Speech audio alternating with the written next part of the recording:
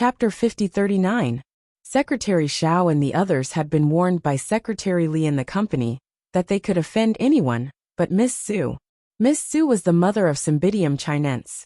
In the future, the company would belong to Cymbidium chinense, so they couldn't offend Su Mu. Secretary Xiao thought for a moment and took the initiative to report the work. After listening to Secretary Xiao, Yi Xiangnan looked particularly impatient. Then he left the group of senior executives and walked to the bedroom. What's the matter that can't be said later? With that, he closed the door. The senior executives outside couldn't leave, nor could they eavesdrop. They could only drink tea and chat together. Of course, Shen Wenxuan's position in this situation was rather delicate. Everyone in Starlight knew that he and Su Mu used to be lovers. They thought that after CEO Yi and Miss Su lost their chance, Shen Wenxuan would. Who knew that they would see such a scene today? Early in the morning, CEO Yi called the company and said that the meeting venue had been changed to a hotel. They thought it would be a business suite, and everyone would drink tea and have a meeting together. CEO Yi wanted everyone to relax. They thought that CEO Yi had found his conscience and would drink tea first. Then, there would be other activities. But now they knew that CEO Yi had exercised and relaxed last night. He had no intention of letting them relax at all. They were so miserable, so they had to do what they had to do. However, Lawyer Shen deserved the most sympathy. It was said that Lawyer Shen was deeply in love. It was very painful to not get what he wanted. Just the thought of others being more miserable than them made them happy. Shen Wenxuan packed up his things and left. Someone stopped him. Lawyer Shen, CEO Yi hasn't finished the meeting yet. Shen Wenxuan's voice was indifferent. CEO Yi probably isn't in the mood for the meeting. Let's go. He left straight away. Then, the senior executives chatted, and Secretary Xiao also listened on the side. Did you know that the little princess of the Yi family likes Shen Wenxuan? She didn't start because of Miss Su. But now it's impossible for Lawyer Shen and Miss Su to be together. No man can stand the scene today. I think Lawyer Shen is going to soar. This pair of lovers really played a big game of chess. Both of them took down CEO Ye's two pets. That's right. So when you see Lawyer Shen's calm demeanor, he might not be thinking about his former lover, but about riches and honor. I can understand. 20 less years of struggle.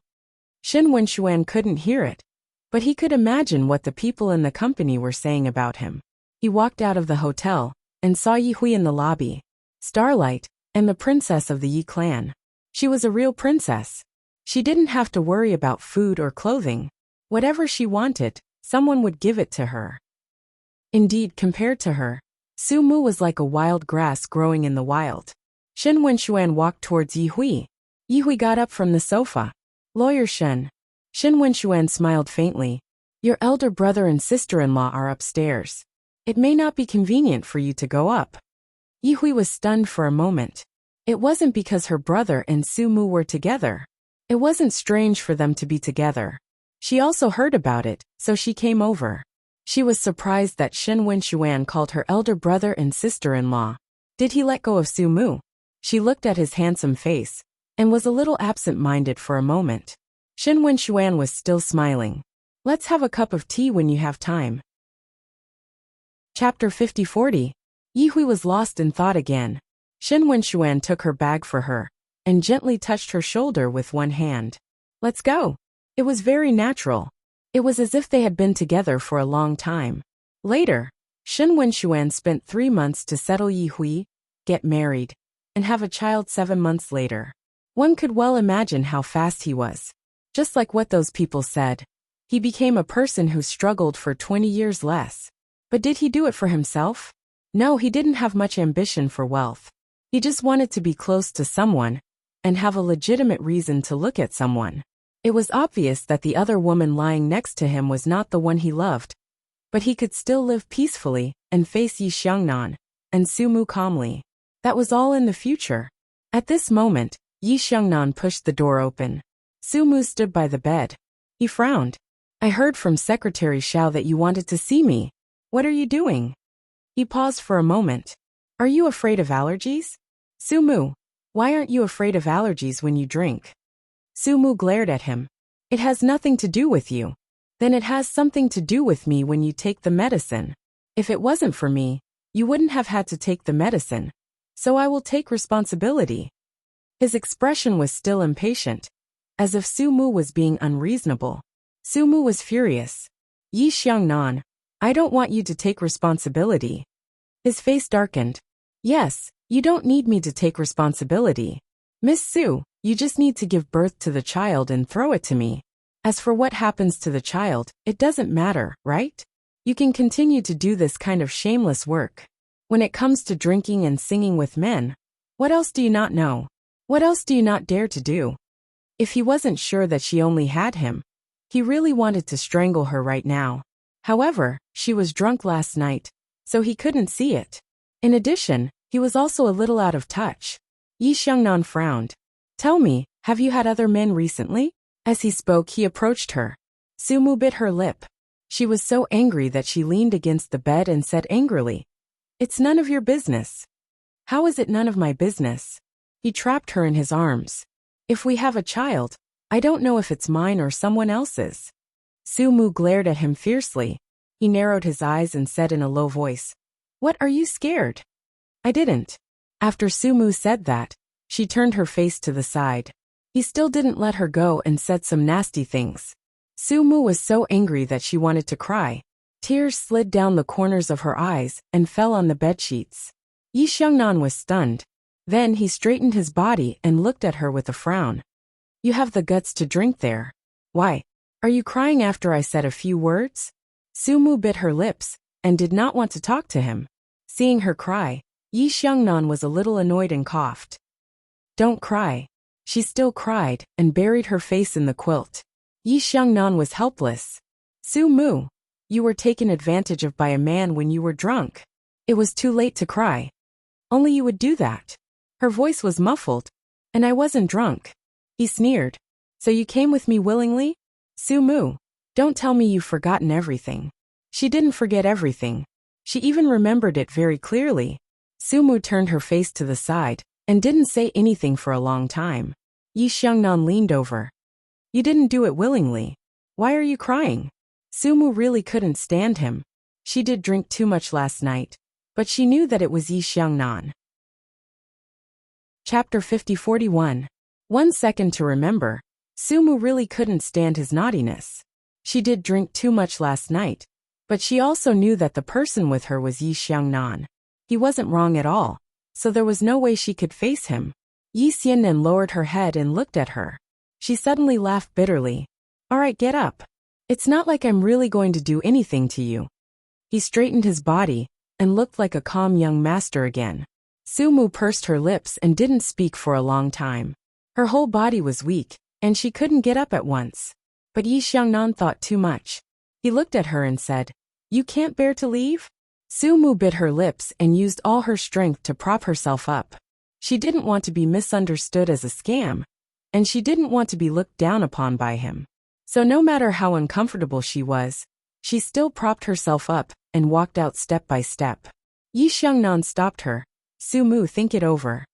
Sumu turned her head and looked at him quietly. Yi Xiangnan's voice was a little lower. Think it over.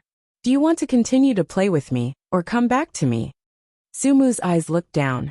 After a long time she said softly, Last night was an accident. Yi Xiangnan, you don't need to tell me what to do in the future, and you don't need to care about me. After all, we have nothing to do with each other. I won't do anything to discredit Cymbidium chinense. That's it. Nothing else. Yi Xiangnan stood there and looked at her quietly. Then he chuckled. Sumu, you really have a backbone. You'd rather beg those people outside for tens of thousands of advertising fees and drink with them than beg me. He was probably laughing out of anger. I really don't know what kind of circuit is in your brain. Sumu looked at him quietly. After a while, she said in a low and hoarse voice, Just take it that I'm stupid and don't deserve CEO Yi. Yi Xiangnan was angry, but he couldn't be angry at her. Just like what she said, they had nothing to do with each other. So why should he be angry? Sumu walked to the door, but Yi Xiangnan stopped her again. Wait a minute. Sumu turned her head away. He pondered for a moment. You don't need to take the medicine. No matter how much of a jerk he was, he wouldn't be this jerk. He clearly knew that she was allergic, yet he still made her eat it. Sumu immediately understood. Without saying anything, she opened the door and walked out. Outside the door, the executives were still there. Seeing Sumu coming out, they all sat up straight, but they didn't dare to show contempt on their faces. Even if she left, she would still be CEO Ye's woman. CEO Ye obviously couldn't forget his feelings. He even chose to hold the meeting here, and couldn't bear to leave even for a moment. True love, true love. After Sumu left, Secretary Xiao walked to the door of the bedroom. CEO Yi, do we still need to continue the meeting? Yi Xiangnan raised his hand. Where's Lawyer Shen? Secretary Xiao was stunned and answered truthfully. Lawyer Shen has left. Oh, by the way, Miss Yi Hui said that she left first. Yi Xiangnan frowned and asked almost immediately. What about Lawyer Shen? Secretary Xiao shook his head. Maybe she went back to the company. I don't know. Lawyer Shen didn't say anything. Yi Xiangnan waved his hand, indicating that there was no need to say anything. He continued the meeting. In the following days, he and Sumu seemed to have entered an endless cycle. CEO Ye's private life was naturally rich. Probably because he didn't have a wife or a girlfriend, he had no scruples. When Yuan had heard about it and warned him, but it was useless. Fortunately, he was just playing, and he didn't take it seriously. Chapter 50-42. 2 months later, something big happened in the Yi family. Yi Hui was pregnant, and the person who made her pregnant was Shen Wenxuan. Yi Mubai was furious, and when Yuan covered his face. As a mother, he didn't know what to do, but the child was innocent, and they couldn't just let it go. Besides, Yi Hui seemed to like Shen Wenxuan very much. Lawyer Shen was a good choice. Everyone in the Yi family knew his ability and talent. But he was Sumu's first love. It would be fine if Sumu and Yi Xiangnan didn't get married. If they got back together in the future, they could rekindle their old love in the same home. This made the two elders very worried. Both the palm and the back of the hand were flesh. What should they do? Yi Xiangnan punched Shen Wenxuan hard and said in a low voice, "Get married. What else can I do?" After the fight, he stood alone on the balcony smoking. The balcony was very dark, and the wind was strong at night. He stood quietly, wearing only a shirt, but he didn't feel cold. Yi Hui walked over and gently hugged his waist. She buried her face in his back and said in a voice like a kitten, "Brother, do you think I'm very disappointing?" Yi Xiangnan patted her gently and said in a hoarse voice, "You can like anyone, but you have to like Shen Wenxuan." Yi Hui apologized in a low voice. She didn't say anything bad about Shen Wenxuan. She just felt sorry for her brother. In fact, Yi Xiangnan could understand. Shen Wenxuan was indeed good-looking, capable, and elegant. Yi Hui had liked him before, but she didn't say it. He sighed, pulled his sister over and whispered, "What else can you do? You already have a child. Give birth to it. It's good to get married and have children." Yi Hui wanted to say something but stopped. Yi Xiangnan patted her shoulder. "I don't like Sumu as much as you think. It's all in the past, and her heart is not with me. Why do you want to force her?" Yi Hui couldn't say what she wanted to say. She could persuade him in the past, but now she had no position. When she turned around, she saw Shen Wenxuan standing there. His eyes were cold and indifferent. Yi Hui shivered. She did not know why. She was wearing a lot of clothes, but at this moment she felt very cold. It was probably because in Shen Wenxuan's eyes, she did not see what she wanted to see. It was probably because she felt that she would never receive his love in this lifetime. Yi Hui's lips moved. She even wanted to go back on her words. She wanted to say that she had given birth to this child. But only for a moment. Shen Wenxuan's gaze became very warm. She could not refuse his warmth. Yi Xiangnan gently pushed Yi Hui away. "Go downstairs first. I have something to say to Shen Wenxuan." Yi Hui was worried. She bit her lip and looked at her brother for a long time. Yi Xiangnan softened his tone. "Nothing will happen. Let's go downstairs first." Yi Hui nodded. When she passed by Shen Wenxuan, she looked up at him. Shen Wenxuan gave her a smile and patted her. "Listen to your brother." Yi Hui replied with an, "Oh," and went downstairs obediently. She still looked back every 3 steps. After Yi Hui went downstairs, Yi Xiangnan lit a cigarette and leaned against the railing of the balcony. His voice was indifferent. There is no one else now. Shen Wenxuan, did you seduce Yi Hui for Sumu? Shen Wenxuan walked to his side and also lowered his head to light a cigarette. Why do you ask? This is not General Manager Ye's style. It is not Lawyer Shen's style to struggle for 20 years less. There was a touch of ruthlessness in Yi Xiangnan's eyes. Yi Hui is very simple. I am not stupid. You are not interested in her at all. Chapter 50-43. It's free. Interest can be cultivated, just like how CEO Yi treats Sumu. There was an imperceptible flame in Shen Wenxuan's eyes. It could be called provocation or something else. There was an imperceptible flame in Shen Wenxuan's eyes. It could be called provocation or something else. Yi Xiannan narrowed her eyes and sneered. Looks like you're using Yi Hui to threaten me. I'm not good to Sumu, so you're not good to Yi Hui either, is that right? Shen Wenxuan looked down and smiled gently. CEO Yi, are all problems so complicated? Yi Xiangnan spat out a few words. Everyone knows Sima Zhao's heart. Shen Wenxuan. Yi Hui is a very good woman. She is so kind that she is a little silly. If you treat her badly, I will not let you go. Shen Wenxuan just smiled and did not speak. They did not know that Yi Hui was just around the corner, listening to them in a daze. She had always known that Shen Wenxuan still had his sister-in-law in his heart. But she had never thought that a person could like someone so much that he would get close to another person for her. Even do that kind of thing with her, get her pregnant, and marry her. Yi Hui was shocked. She was stunned for a long time before she came back to her senses. Later, when she went downstairs with the help of the handrail, she fainted. The child was still alive and was sent to the hospital in time. At the same time, it also alarmed the Shen family. The Shen family was surprised and happy about this marriage. It was naturally good to be able to associate with the Yi family. But Shen Wenyuan and Wenyuan had been unhappy before, and she was one-sidedly taught a lesson by Wenyuan. But now it was different. Yi Hui was pregnant with Shen Wenxuan's child. Shen Wenyuan seemed to have forgotten the previous unhappiness.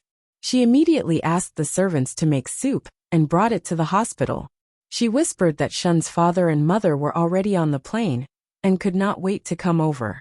Yi Hui was not in good spirits and did not want to deal with this sister-in-law. Shen Wenyuan did not care. Her attitude was completely like she was treating her baby.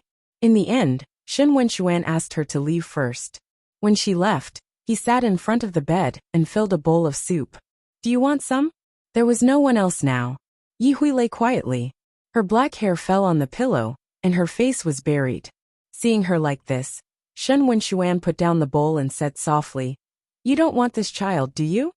Yi Hui shook her head. Shen Wenxuan sighed. Yi Hui, I'm not as dark as you think. But you don't love me that much either, Yi Hui said. Yi Hui tilted her head and stared at him. Her eyes were watery and her nose was red. He had never seen her like this before. Yi Hui had always been a happy and gentle girl. She did as she pleased and didn't lack anything. So she did whatever she wanted and lived in a naive fairy tale. He did not know whether he truly loved her or envied her. Yi Hui, Yi Hui, Yi Yi Yi. And Yi was Yi Yi. The children of the Yi family and the Qin family were mostly like this. Only Sumu must live tenaciously like weeds. In Yi Xiangnan's eyes, her advantages were all shortcomings. Shen Wenxuan sighed softly. I like you and I like children. Yi Hui looked at him for a long time, and then closed her eyes. Tears slipped from the corners of her eyes. She had grown up for the first time to understand love, and know that she was not loved. Yi Hui fell asleep. When she woke up, it was dark again. Shen Wenxuan was beside her, and the ward was also very warm. Seeing her open her eyes, Shen Wenxuan whispered, You're awake? Chapter 50-44. Seeing her open her eyes, Shen Wenxuan whispered, You're awake? Have you been here all the time? Yi Hui asked him softly. Shen Wenxuan smiled. Yes. The doctor came and said that the child is fine. Yi Hui gently rested her head on the pillow and lowered her eyes.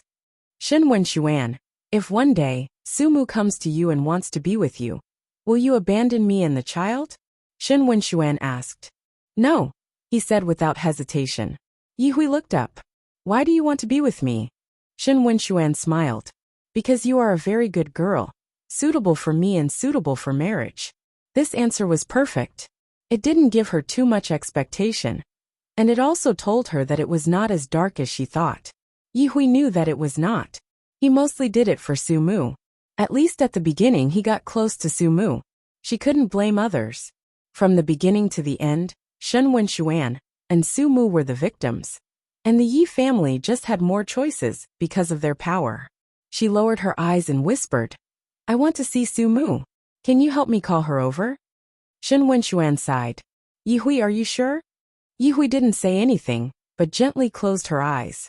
When Su Mu came, it was already past 9 o'clock in the evening. She was wearing thick clothes, and there was a little cold wind in the ward. Yi Hui wanted to sit up, but Su Mu let her lie down. You are not in good health. Why do you want to get up? She didn't know the details, but this was the obstetrics department, and Shen Wenxuan was here. How could Su Mu not know? She had a good impression of Yi Hui. Yi Hui used to help her and take care of Cymbidium chinense. It was impossible for her to have feelings for Yi Hui because of Shen Wenxuan. Life had long worn away Su Mu's feelings. She took off her coat and put it on the sofa. She silently made another bowl of soup and fed it to Yi Hui. Yi Hui was surprised and ashamed. She called her sister-in-law in a low voice. You call me sister-in-law, so you have to listen to me and drink the soup. Su Mu pursed her lips and said softly. Yi Hui nodded and drank the soup with her eyes down. In fact, she did nothing wrong. In the relationship between her and Shen Wenxuan, she was passive. Shen Wenxuan didn't do anything wrong. It was impossible for him and Su Mu to be together. It was understandable that he wanted to be with Yi Hui. It was just that Yi Hui felt sorry for Su Mu if they were together. Big Brother would definitely re-examine his relationship with Su Mu. Her intuition told her that it was unlikely. With Big Brother's domineering personality, it was unlikely that he would keep Su Mu by his side. Maybe it was for her. That was why Yi Hui felt sorry for Su Mu. Su Mu didn't mind. There was nothing between her and Yi Xiannan in the first place. Yi Hui is, she said. Will. Yi Hui bit her lower lip. Will you attend my wedding? Su Mu smiled. I will. Yi Hui smiled with tears in her eyes. She smiled cautiously. Su Mu didn't stay for long. She left after a while. Shen Wenxuan walked her to the door of the ward and stopped. With their current identities, it was impossible for them to be together. Take good care of her, Su Mu said softly. Then she chuckled. Yi Hui is fine. Shen Wenxuan put his hands in his pockets and didn't say anything. He just smiled faintly. Su Mu put on a scarf and said goodbye to him. When they arrived at the elevator, the door opened. The person who came out was Yi Xiangnan. He happened to come to see Yi Hui with Cymbidium chinense. Chapter 50-45. When Cymbidium chinense saw Su Mu, it immediately became happy and hugged her. Mommy! Su Mu was also a little surprised.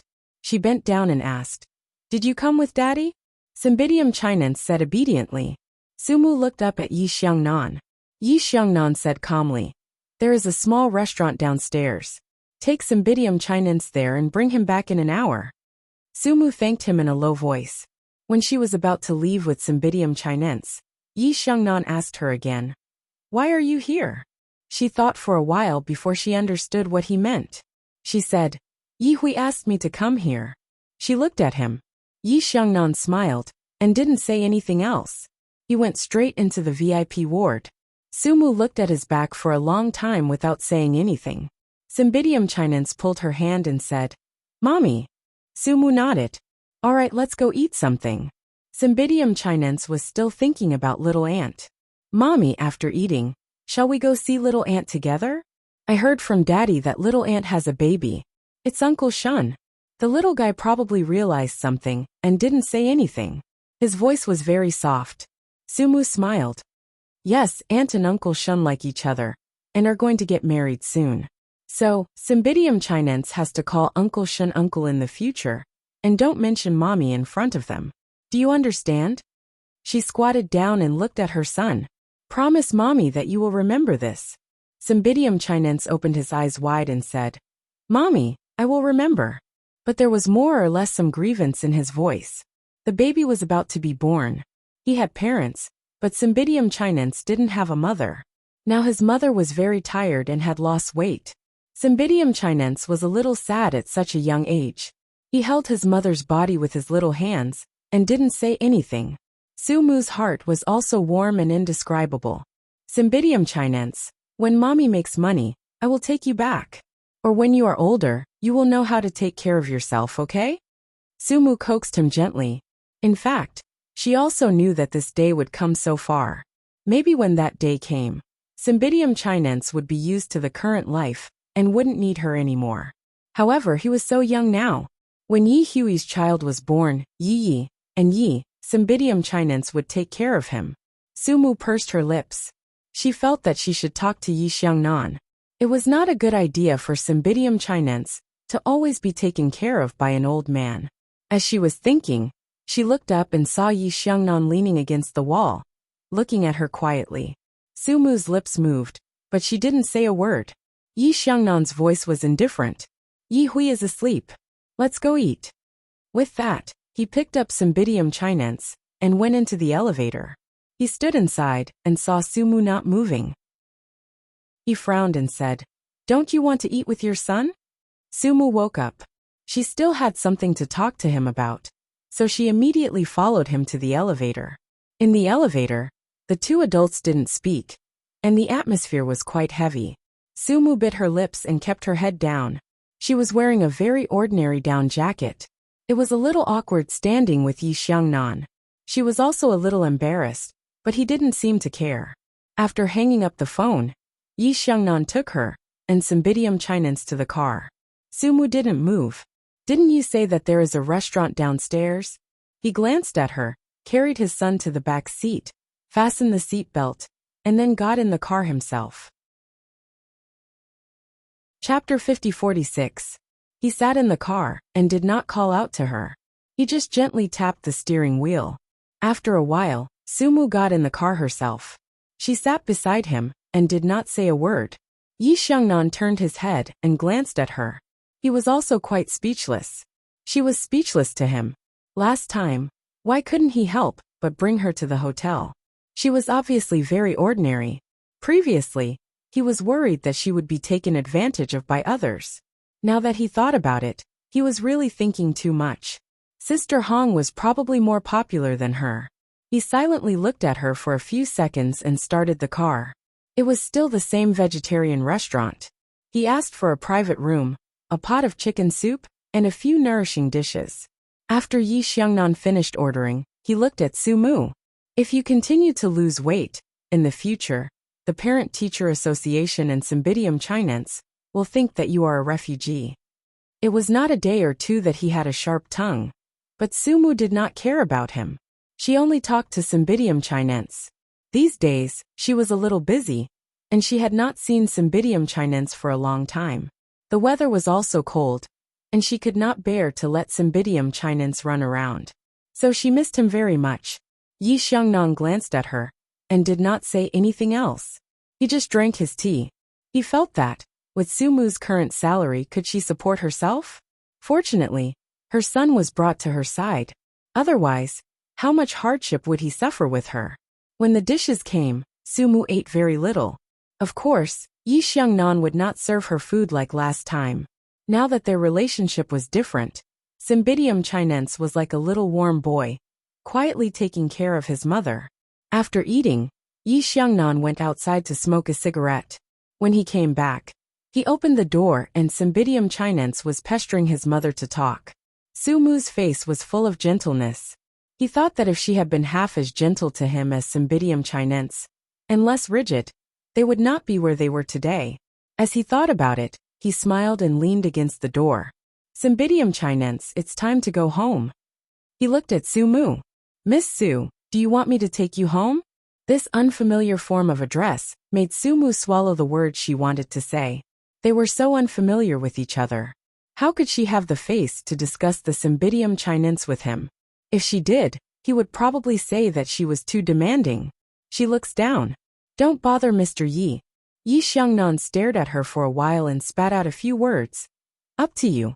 As he spoke, he picked up his son. All right, let's go back. Cymbidium Chinense was a little reluctant. At the same time, he was a sensible child. He didn't want his mother to go back by bus. So he pulled Yi Xiangnan's sleeve and said in a low voice, Dad, can you see my mother off? Yi Xiangnan looked at Cymbidium Chinense, and then looked at Su Mu. He seemed to say helplessly, let's go. She is so pitiful. Su Mu still wanted to refuse, but he was already impatient. Su Mu, can you not be so pretentious? Don't take your aloofness as a virtue. Sometimes it is very annoying, and a waste of everyone's time. He said it very impolitely, and very directly. Su Mu felt a little hurt in self-esteem. She wanted to refuse, but thinking that his words were so unpleasant, she bit her lower lip and walked to Yi Xiangnan. Then I'll trouble you, Mr. Yi. It's just a piece of cake. It's not trouble. Yi Xiangnan's voice was light. Su Mu didn't say anything. She followed him silently. After getting on the car, he turned sideways. Do you still live there? Su Mu nodded. He started the car and snorted softly. After so many years, you are still so bad. Su Mu, don't you need to reflect on yourself? Su Mu didn't say anything. She turned her head to the outside of the car. Chapter 50-47. At this time, Cymbidium Chinense spoke up for his mother. Mommy has to take care of me, so she hasn't been working properly. The little guy actually looked a little angry, and didn't want to talk to his father. A person like Yi Xiangnan could naturally feel the little guy's emotions. He smiled and said, You really didn't raise this child for nothing. He's quite helpful. Su Mu looked back at Cymbidium Chinense, and Cymbidium Chinense winked at her. Su Mu's heart felt warm. No matter what, she still had Cymbidium Chinense. Cymbidium Chinense also felt warm. He sat in the back and looked at his mother with some longing. He wanted his mother to hug and kiss him, but he was a little embarrassed. The car stopped below Su Mu's building. Su Mu got out of the car, and Cymbidium Chinense immediately wanted to get out. Su Mu stood in front of the car door and hugged him. Okay, mommy is going upstairs. Yi Sun was a little reluctant to part with her, and he looked reluctant to part with her. Su Mu felt a little sad, so she hugged him again, and then let go. The car door closed, but Yi Xiangnan didn't immediately drive away. Instead, he looked at the little Cymbidium Chinense and asked, Do you miss mommy? Cymbidium Chinense nodded obediently. Yi Xiangnan unfastened his seat belt, got out of the car, and carried Cymbidium Chinense out from the back. A good person is always at the bottom. I'll let you stay with your mommy for the night. Daddy will pick you up tomorrow morning. Be obedient. Don't kick the quilt at night. As he carried the little guy away, he scolded him. Cymbidium Chinense was very happy. He hugged his neck in his father's arms and said, Daddy is so good. Yi Xiangnan was also quite helpless. He coughed lightly and said, Daddy is good now. Was Daddy not good before? Was he a bad person? Cymbidium Chinense smiled. Cymbidium Chinense did not say that. You think so? You little bastard. He pinched her nose. Are you blaming me because your mother and I didn't get together? This is a matter between the two of them. You can't just blame one of them. Their personalities are incompatible, understand? Cymbidium Chinense responded with an, oh, and obediently hugged his neck. When he arrived at Su Mu's floor, he reached out and knocked on the door. When Su Mu opened the door, she was quite surprised. She looked at the big one and the small one, and after a long time she murmured, Why are you here?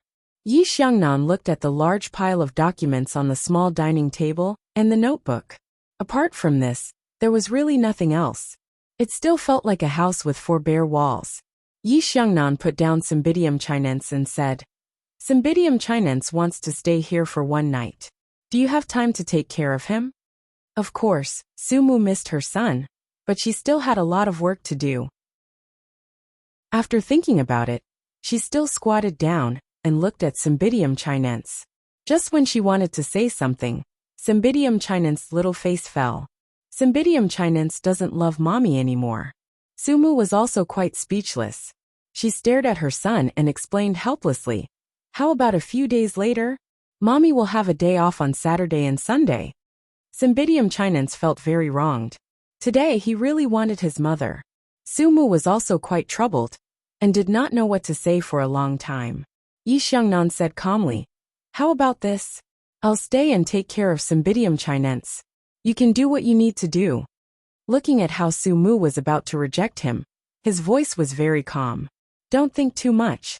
I'm just doing this for Cymbidium chinense. He even snorted lightly, as though she would want to eat swan meat. Su Mu was also quite speechless. But no matter what, Cymbidium chinense was looking forward to it. His big eyes were filled with anticipation. She could only agree and said politely, Thank you, Mr. Yi. Chapter 50-48. Yi Xiangnan smiled gently.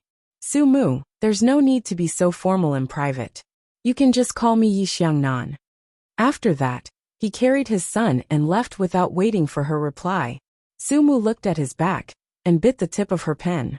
The reason why she was willing to let him stay was because of Cymbidium chinense. She was not a little girl anymore. She could tell that Yi Xiangnan was not interested in her at all. It was good.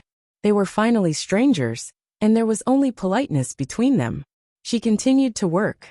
Cymbidium chinense had not spent the night here for a long time. He was very excited and asked his father to give him a bath. After the bath, he put on his pajamas and came over to Su Mu's side, asking for a hug. Su Mu never knew that Cymbidium chinense was so clingy. However, she had not hugged Cymbidium chinense like this for a long time. After the small person took a bath, he smelled good. Su Mu hugged him for a long time, before he was willing to go to sleep. Before leaving, he reluctantly said, Good night, Mommy. Go to bed early. Su Mu nodded and patted his little head again. Yi Xiangnan looked at the motherly and filial son. It seemed that he had nothing to do with it. He went outside to smoke a cigarette. When he turned back, Cymbidium chinense was finally willing to sleep. He obediently climbed onto the bed and covered himself with the small blanket. Yi Xiangnan helped him put away the blanket and went to take a shower. He was used to taking 2 showers a day, so he could make do with it here. After coming out, he saw that Su Mu still had work to do. He sat on the simple sofa and took out his phone to read the news. After about an hour, his legs were numb, but Su Mu was still reading the information. Yi Xiangnan said calmly, How much money do you earn in a month? You're working so hard. If your publishing firm was full of fools like you, it would have been listed long ago. Su Mu glanced at him, then lowered her head and whispered, Aren't you sleeping with Cymbidium chinense? I don't sleep this early. His habit was to go to bed at 12 a.m., and it was only 10 a.m. now. Su Mu said, Mr. Ye's nightlife is rich. When he heard what she said, he suddenly became naughty. How can I have nightlife without you? You think too highly of me. Or do you want me to find another woman? But Su Mu, it seems that you are also a woman outside now. What she couldn't bear to hear the most was his words. She didn't want to talk to him at all. Yi Xiangnan chuckled. Isn't it? But after we separated, it seems like I also. Yi Xiangnan, you don't have to say any more. Su Mu bit her lips and said in a low voice. She was a little embarrassed. Just because she was so poor that she couldn't support herself, he looked down on her so easily. Could he say whatever he wanted to say? Su Mu looked down, and there was a trace of pain in her eyes. She had also worked hard to survive. She had sacrificed a lot and had to socialize. She didn't have anything to do with other men for money. On the contrary, she couldn't drink much and often vomited. But even so, she still worked hard to survive. She was sad in her heart, but she didn't want to tell him. She just looked down and continued to read the documents quietly. Yi Xiangnan was a little unreasonable. I want to eat noodles. Make it yourself. There are ingredients in the kitchen. Su Mu said softly. She definitely wouldn't allow him to do that. Yi Xiangnan glared at her. After a long time, he finally went to the kitchen. Not only did he make noodles for himself, but he also made a bowl for Su Mu. 5 words less, ymm. Chapter 50-49. Not only did he cook his own noodles, but he also cooked a bowl for Su Mu. When he brought out the thing, Su Mu was shocked. What was it? It was a ball of paste. She didn't know whether it was noodles or something else. She looked at Yi Xiangnan speechlessly. Yi Xiangnan said kindly, Eat it, I cooked it. I know you cooked it. Su Mu stared at the terrible thing. Eat it yourself. I can't eat it. Su Mu looked down. Eat it yourself. so Yi Xiangnan said. You can't eat it, and you want me to eat it. Miss Su, is this how you treat your guests? You can leave now. No one is stopping you. Su Mu looked up. Yi Xiangnan stared at her. You think I won't leave? It doesn't matter whether you leave or not. She finally couldn't stand him. CEO Yi, just call them if you want to eat anything. I think Secretary Li can do it for you. If not, there's still Secretary Xiao. I just want to eat a bowl of noodles. He stared at her. Go to the kitchen. Su Mu couldn't do anything about him. Seriously, even Cymbidium chinense wasn't as troublesome as him. She went to cook the vegetable and shredded meat noodles. She made it very thin and sprinkled a layer of sesame oil on it. It smelled very fragrant. She took it out and gave it to Yi Xiangnan. Eat it. Yi Xiangnan saw that she didn't have any and asked casually. Su Mu buried herself in the documents again. I don't have the habit of eating supper. He ate it alone and went out to smoke a few cigarettes after eating. When he came back, Su Mu was still busy. Yi Xiangnan didn't say anything this time. He went directly to the small room of Cymbidium chinense and closed the door. She wasn't his wife, so he naturally wouldn't care too much. Early the next morning, when he woke up, Su Mu had already woken up and was preparing breakfast. She made millet porridge and 4 colored rice cakes, which looked very beautiful. Cymbidium chinense also ate with relish after waking up. Yi Xiangnan looked at the little guy's satisfied face. He knew that Cymbidium chinense wanted to follow its mother. No matter how well he or his mother treated the Cymbidium chinense in the Yi family, the most important person in the Cymbidium chinense's heart was still Su Mu. One could tell just by looking at him eating. Even when he was eating delicacies, he had never tasted so good. Yi Xiangnan ate a little and said, Dad is waiting for you downstairs. He felt like having a smoke. Cymbidium chinense obediently agreed, and then looked at its mother eagerly. He wanted his mother and father to send him to school together. He wanted to stay as long as he could. However, Su Mu reached out and touched his little head. She still refused. Xiangnan, be good. Mom has a morning meeting early in the morning. Can you go with Dad? Xiangnan was very unhappy and depressed. When Yi Xiangnan waited downstairs, little Cymbidium chinense was still depressed. He probably guessed it. He looked at Su Mu and asked, Don't you have time to send him? Su Mu said softly, I have a morning meeting in the morning, and I have to go on a business trip in the afternoon.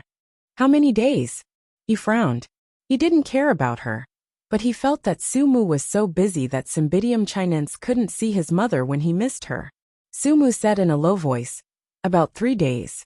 He will come back on Saturday. She looked at Cymbidium chinense again and said, Mom will take you to eat delicious food on Saturday, okay? Cymbidium chinense nodded hard. But he was still unhappy. A child of a few years old wanted to be sensible, but he still needed a mother at such a young age. Cymbidium chinense was unhappy when he got in the car. Su Mu coaxed him for a long time, but it didn't work. Chapter 50-50. Sister Hong nodded in understanding.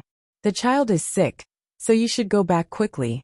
Sister Hong nodded in understanding. The child is sick, so you should go back quickly.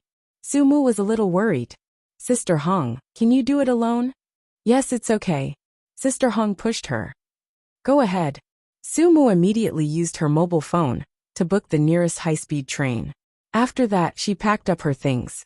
From here to the high-speed train station, she had to take a bus for about an hour or so. Finally, Su Mu arrived at the high-speed train station. Just as she was about to check in, her mobile phone rang. She thought it was Yi Xiangnan calling, and that Cymbidium chinense missed his mother. But when she picked up the phone, it was a strange voice. Sister Hong is in my hands. Su Mu was stunned, and then she heard Sister Hong's voice on the phone. It was quite sad. While she was in a trance, the phone was cut off. Su Mu stood there for a few seconds, and the phone suddenly rang again. She thought it was the same person, and her voice was a little floaty. Hello. But this time, it was Yi Xiangnan who called. His voice was a little tired. When do you get off?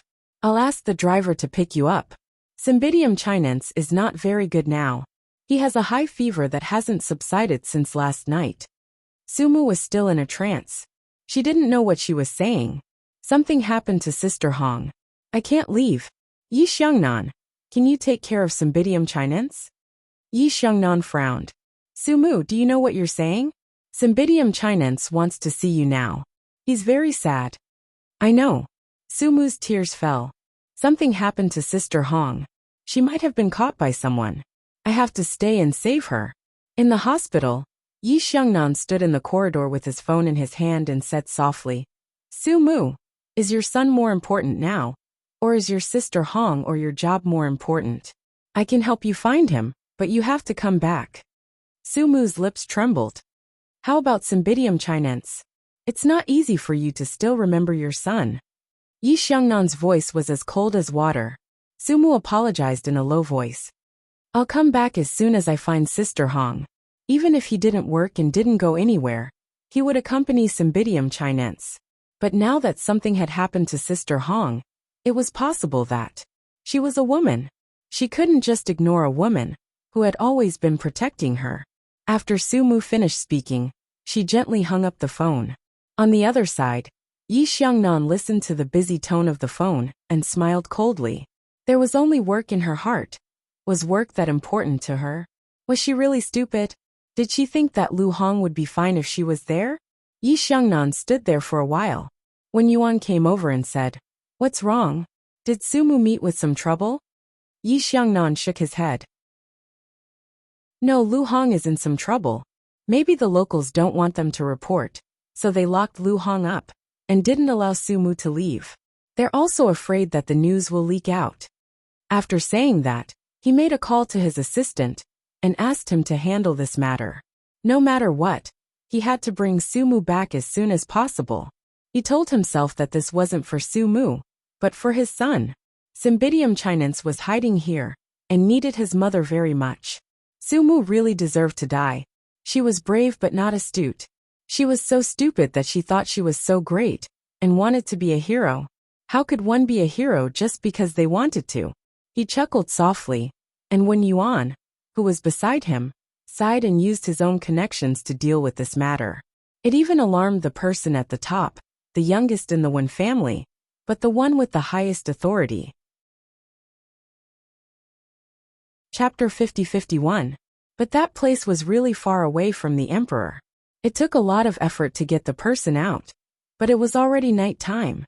There was no high-speed rail, so Sumu rushed back the next day. On the other side, Yi Xiangnan hung up the phone and went back to the ward. The attending doctor was still diagnosing Cymbidium chinense. Surgery may be needed. Yi Xiangnan frowned a little. Must it? The doctor nodded. There may be some water accumulation. It will be dangerous if we delay it. But Mr. Yi, don't worry. We used the most advanced minimally invasive surgery. The wound is small, and it will recover quickly. There will be no problem. The damage to the child is also very small. Yi Xiangnan was slightly relieved and looked at his mother beside him. Wen Yuan had been extremely sad, and he especially felt sorry for Cymbidium chinense. At this time, everyone hoped that Sumu could come back and be with Cymbidium chinense. In fact, the child had always hoped to have a mother by his side, but he was too sensible and refused to say it. The more he behaved like this, the more people loved him. When Yuan sighed deeply, he and Yi Mubai actively contacted the doctor and arranged the surgery. Yi Xiangnan accompanied the child. Cymbidium chinense woke up for a while and looked around when he opened his eyes. Then there was some disappointment in his eyes. Yi Xiangnan knew that he was looking for Sumu. He gently hugged him. Mom is on the way back. It's a little far. Cymbidium chinense said, Oh, and then closed his eyes again. This illness shocked the leader of the Wen family. He came to see the little fellow. In the afternoon, the surgery was arranged. All the members of the Yi family came, but Sumu was not there. Everyone blamed Sumu more or less, but few people could understand when Sumu gave birth to Cymbidium chinense. At that time, she was alone, lived in the cheapest ward, and ate in the canteen after delivery. When Cymbidium chinense was born, it was Sumu who took care of it. These were things that others could not understand. Everyone would only remember that when Cymbidium chinense was sick, she, as his mother, had cruelly abandoned him and not stayed by his side. Perhaps only Cymbidium Chinense would believe in his mother's love for him, and believe that his mother had her own difficulties. He had been asleep since the Cymbidium Chinense surgery. Sumu arrived at the hospital at 10:30 a.m. the next day. Sister Hong came with her. In addition to seeing the Cymbidium Chinense, she also wanted to thank Yi Xiangnan. If not for the Yi family, she would not have come out so quickly. The people in that place were too barbaric. She believed that no one would know, that she would never be able to get out of there. Sumu ran all the way to the ward. The ward was very quiet. Wen Yuan and Yi Mubai had been guarding her for the whole night. Finally, she was tired and went back to rest. In the huge ward, only Yi Xiangnan was guarding there. He sat on a sofa, his eyes bloodshot. Sister Hong came over and looked at the child. She said a few words to Yi Xiangnan and left. It was not convenient for an outsider like her to be present at such an occasion. After Sister Hong left, Sumu pursed her lips and said with some difficulty, "Cymbidium Chinense, he had an operation." Yi Xiangnan raised his eyes and stared at her. His voice was very calm and cold. Before the operation, he kept asking when mother would come back. He was too young to understand. He even thought that he might not survive, and would never see you again. He was very afraid. "Sumu, you don't need me to tell you how sensitive Cymbidium Chinense is, do you? No matter how important others are, they are not as important as your son. Lu Hongren is back in one piece now. But your son is lying here experiencing despair. Do you know how much psychological impact this has on him?" Chapter 50-52. Updated quickly. Yi Xiangnan's voice had been very soft and restrained. After all, they were in the ward and Cymbidium Chinense had not woken up yet. He wanted his son to rest for a while more. Sumu lowered her head. "I'm sorry." This sentence was said to his son. Yi Xiangnan's face was cold as he curled his lips. "Other than sorry, do you have anything else to say?" At this moment, he hoped that she could say that she would not be a reporter anymore, and would not go out in the future. She would accompany Cymbidium Chinense. He could fund her to open a shop or do something else. In any case, he wanted Cymbidium Chinense to see her whenever they wanted. Once was enough. He did not want Cymbidium Chinense to be disappointed again. Such a young child was lying on the operating table. He just wanted to see his mother. Sumu did not speak. She leaned against the wall. She was also very tired. After running around for a day and night, she could not even remember when she had eaten. At this moment, her physical strength was already at its limit. However, she still forced herself to stand. She was unwilling to sit down. Her eyes kept staring at Cymbidium Chinense. She was afraid that she would miss a minute or a second, and that Cymbidium Chinense would not see her when it woke up. Sumu kept staring at Cymbidium Chinense until her eyes were sore. Yi Xiangnan went out for about half an hour. When he came back, he took 2 sets of breakfast, and threw one to Sumu. Sumu took it but did not eat it. He looked at her and said unpleasantly, "You're acting like a loving mother now. What were you doing earlier?" Since he said it so unpleasantly, Sumu had to eat a little even if she could not eat it. Otherwise he would probably say something even worse. She lowered her head and nibbled on it gently. However, it really tasted like chewing wax. How could she eat it? After eating a little, he couldn't eat anymore and put it aside. Yi Xiangnan didn't seem to intend to go to the company today. His eyes fell on the face of Cymbidium Chinense, and then on Sumu. In short, his expression was very unfriendly. Sumu kept standing, but he didn't ask her to sit down. Time was unbearable. A long time passed bit by bit. Yi-sun finally woke up. It was 12 in the afternoon. As soon as Cymbidium Chinense woke up, Sumu reached out and touched his little face. Her voice was slightly choked. "Is Cymbidium Chinense feeling better?" Yi Xiangnan also went over and looked at his precious son. Cymbidium Chinense opened its eyes and looked at its mother. After a while he closed his eyes in pain. "Mom! I'm here." Sumu reached out and touched his little face carefully. "Be good. It won't hurt in 2 days." Actually, it wasn't very painful. It was just very uncomfortable. Moreover, Cymbidium Chinense couldn't drink or eat now. However, the little man just endured it and didn't make a sound. This was very much like Sumu's character. Sumu guarded him, and didn't dare to talk to him. She just took care of him gently. Cymbidium chinense fell asleep again. However, probably because he saw his mother, his little face was much calmer than before. There was even a faint smile on his lips. It was very cute. Yi Xiangnan's eyes fell on his son's face. After a long time, he said in a low voice, "Do you still want to be a reporter?" Sumu looked down and said with difficulty after a long time, "This time was an accident. Can you guarantee that there won't be a next time? Or is it because you're lucky every time? The people who caught you are just people on the white side. Won't they meet the black side?" Yi Xiangnan's face was cold. "Sumu, think about your son. He is still young. I don't want to have to tell him that something happened to you one day." Sumu looked up and looked straight into his eyes. "Yi Xiangnan, being a reporter is not as dangerous as you think." Chapter 50-53. Yi Xiangnan didn't seem to want to say anything more to her. He just leaned on one side. Later, when Yuan and Yi Hui came, so they didn't quarrel anymore. Wen Yuan's mood was the most complicated. Looking at Cymbidium chinense sleeping soundly, and seeing Sumu's haggard face, he said in a low voice, "Find a lounge. You can have a rest too." In the end, she still talked to Sumu, just the two of them.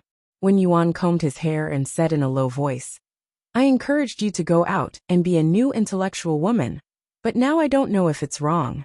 Maybe I'm old and I can't bear to see my child suffer." She said with great difficulty, "Sumu, I thought you would be a fashion critic, but I didn't expect you to follow Lu Hong's path." Wen Yuan also knew a little about Sister Hong's situation. However, Sumu and Lu Hong were different. Sumu had a child. It was just like how she, Wen Yuan, was in the same situation back then. She kept complaining that she wanted to work. In the end, after she had little Yehui, she had to take care of her child, so she slowly lost interest in working. She was a woman and understood Sumu's difficulties, so she couldn't ask Sumu to go home and not work. But she didn't want Sumu to do dangerous work again. Wen Yuan's words were very euphemistic, but Sumu understood. After Wen Yuan left, she sat there alone in a daze. Her body was obviously exhausted, but she couldn't sleep. She was very tired. She was very tired. She was even more tired than when Cymbidium chinense was by her side. Others might not be able to understand her feelings. Why did she cherish such an opportunity? Because she wanted to have the conditions to take Cymbidium chinense to her side as soon as possible. Cymbidium chinense was in the Yi family, and she couldn't see her whenever she wanted. After all, it was not her own home, so she had to be polite. No matter where she was, she knew the fickleness of human nature. No matter how good the Yi family was, she could not do whatever she wanted. Sumu sat quietly by herself. At 2 o'clock in the afternoon, she went to Cymbidium chinense's ward again. The nurse was watching. Yi Xiangnan was lying on the sofa, seemingly asleep. But when Sumu looked at him, he suddenly opened his eyes and stared at her. Sumu pursed her lips and didn't say anything. She just stood far away. He sat up and said, "Forget it. I don't need you to watch over me now. You weren't here when I needed you. What's the point of watching over me now?" Sumu couldn't say a word. She didn't want to say anything. However, Yi Xiangnan seemed to have something to say to her. "I heard from my mother that you'll consider your job, right?" Sumu nodded and said, "Yes, I'll consider it." Yi Xiangnan didn't say anything more to her, nor did he sleep again. He just put his hands in front of him and stared at the direction of Cymbidium chinense quietly. Sumu took 3 days off to accompany Cymbidium chinense. During these 3 days she almost took care of him personally. She wiped his body, fed him water, and then fed him. Cymbidium chinense was very obedient. Although he was uncomfortable, he was very happy. He hadn't been with his mother like this for a long time. Sumu felt a little sad, but she endured it. Yi Xiangnan spent half of the day in the company, and the other half in the ward. But he almost spent the night in the ward. He was a good father. Sumu also felt quite surprised.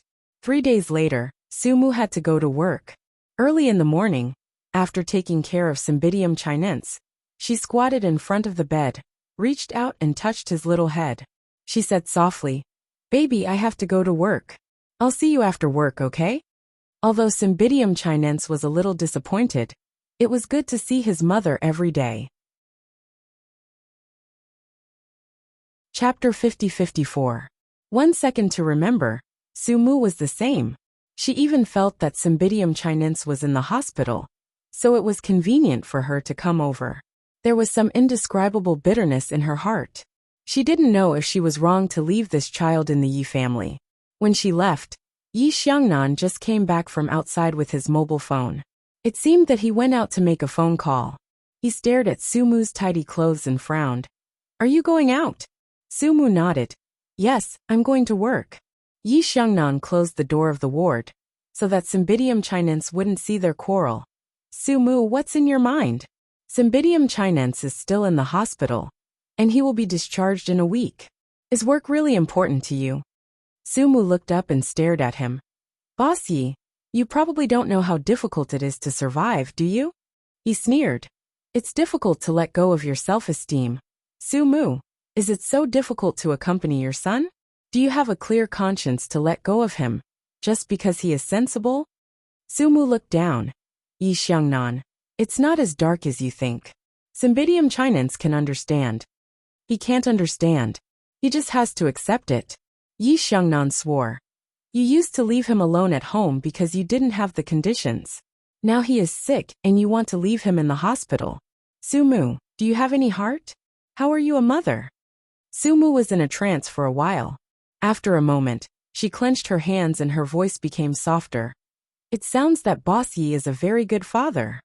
He narrowed his eyes. Sumu raised her head. "I have to go to the newspaper office. I still have something to do. Boss Yi, not everyone can live as freely as the Yi family. Ordinary people are like this. If you don't like it, I won't let you see Cymbidium chinense. You want me to say this, right?" He suddenly said coldly. Sumu's face changed. Yi Xiangnan walked forward, and she could only step back.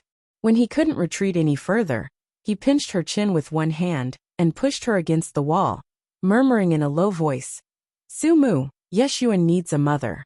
Think about it carefully. If I remarry and bring Yeshuan over, he'll have a beautiful and gentle stepmother to take care of him when he's sick. How long will it take for him to forget you? At that time, if you want to come and see him, will you still have to consider other women's feelings? You think it's not good to leave Yeshuan with my parents, but if I take care of him personally, I'll have to find a woman to take care of him." Cymbidium Simbai. He was really direct and cruel. It wasn't that Sumu had never felt powerless before, but now she felt that powerlessness again. She knew that Yi Xiannan could do this. He didn't need to put in much effort to do whatever he wanted. But Sumu was different. She had to think too much. Maybe it was just like what he said. Self-esteem was not valuable, but it was the only thing she had. She had no family, only Cymbidium chinense. If she lost her self-esteem, how could she love Cymbidium chinense? How could he watch his mother live under someone else's roof, not daring to say a word or refute? Sumu opened her eyes and looked at the man in front of her quietly. After a long time she whispered, "I don't think you will be so cruel to Cymbidium chinense, will you?" Yi Xiangnan said coldly, "You really know me well. You use your son as a bargaining chip. Sumu, you are really good." She closed her eyes slightly. "No." Her voice was unprecedentedly fragile. Chapter 50-55. Sumu bit her lip and didn't say anything for a long time. Yi Xiannan stared at her for a while before saying indifferently, "You should go. Come and see him when you're free. He's quite pitiful. He didn't have a father before, and now he doesn't have a mother." Sumu didn't know why, but this sentence made him sad. She pursed her lips. "I'll go first. Tell Cymbidium chinense later." He just stared at her and didn't say anything. Sumu left slowly. When she arrived at the news agency, she was still a little distracted. The people in the news agency were all pointing and gossiping. Dumeli must have found out something and spread the news. Everyone knew that Sumu's son was sick. Dumeli had no sympathy. As soon as Sumu went over, she said in a low voice in the pantry, "I don't know where some people get the confidence to think that they can stay in a rich family. Now, not only their ex-husband doesn't like them, even their mother-in-law doesn't like them. Which rich family can tolerate a woman running around outside? They don't even care about their children. I really don't know what they are doing. Du Meili then said. Oh right. Is it because Sumu can't hold on to CEO Ye's heart, and that's why she has to work? If that's the case, she might even meet some mediocre men. Sumu walked over and splashed the water in her cup on Du Meili. It was so quiet in the news agency that even a pin drop could be heard. Du Meili was also stunned. After about half a minute, she came back to her senses and was about to scream and make a scene. At this moment, the chief editor came out and said coldly, Du Meili, get in here. Du Meili was reluctant, but she still glared at Sumu. If she could, she would kill Guanxi right now. Seeing that she didn't move, Zhang Fucai was furious. Du Meili, get your ass in here. The news agency was silent. Everyone knew their relationship, but Zhang Fucai had always doted on Du Meili and had never shouted at her like this, let alone called himself your father. Du Meili's eyes were filled with anger, but at this time, she really didn't dare to argue with Zhang Fucai. She had followed him for a long time, and she could see that he was really angry. A smart woman needs to know that when a man is willing to indulge you, even if you poke a hole in the sky, he will still deal with you.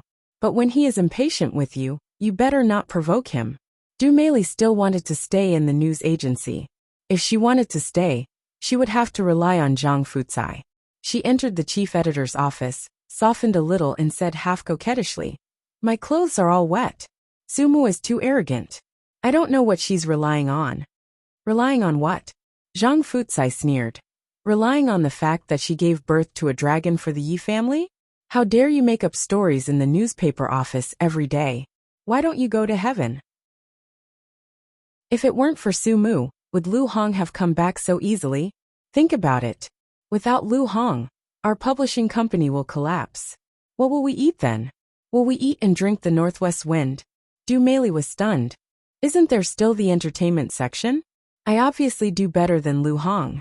Better my ass. The chief editor scolded. That's because I helped you. Du Meili, wake up. We are a newspaper office, not some small lousy magazine without mainstream influence. The things you wrote have already been destroyed by others. Why do you still write like this? Wake up. He was furious. Don't provoke Sumu in the future, he said, then changed his words. No, you won't have a chance in the future. Du Meili's heart suddenly jumped. Chief editor. Chapter 50-56. Du Meili's heart skipped a beat. Chief. She rarely called him that. This time she really panicked.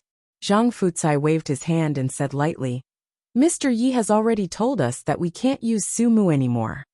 Then he was afraid that she would say something wrong, so he warned her. Go out and keep your mouth shut.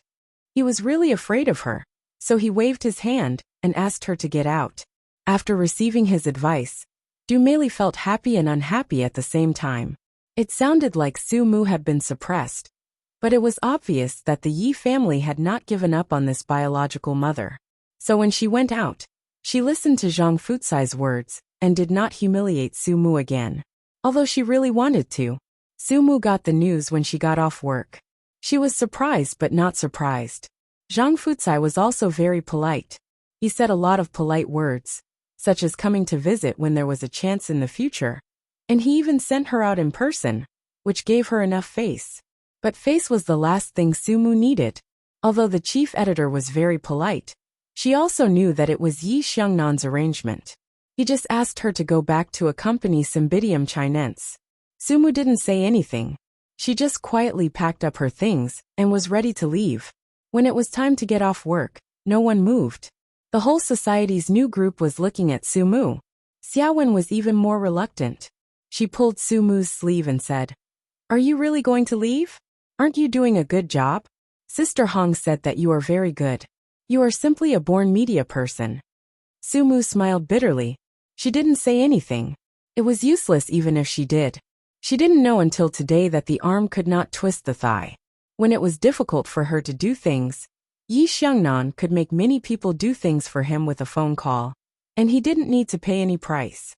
Power was indeed very charming. Sumu looked down, packed up her things and hugged them. Goodbye, everyone. Xiaowen pulled her back and whispered, Su Mu, what are you going to do in the future? Divorced and without a job, Su Mu was really pitiful. Su Mu shook her head. At worst, I'll just sell shoes.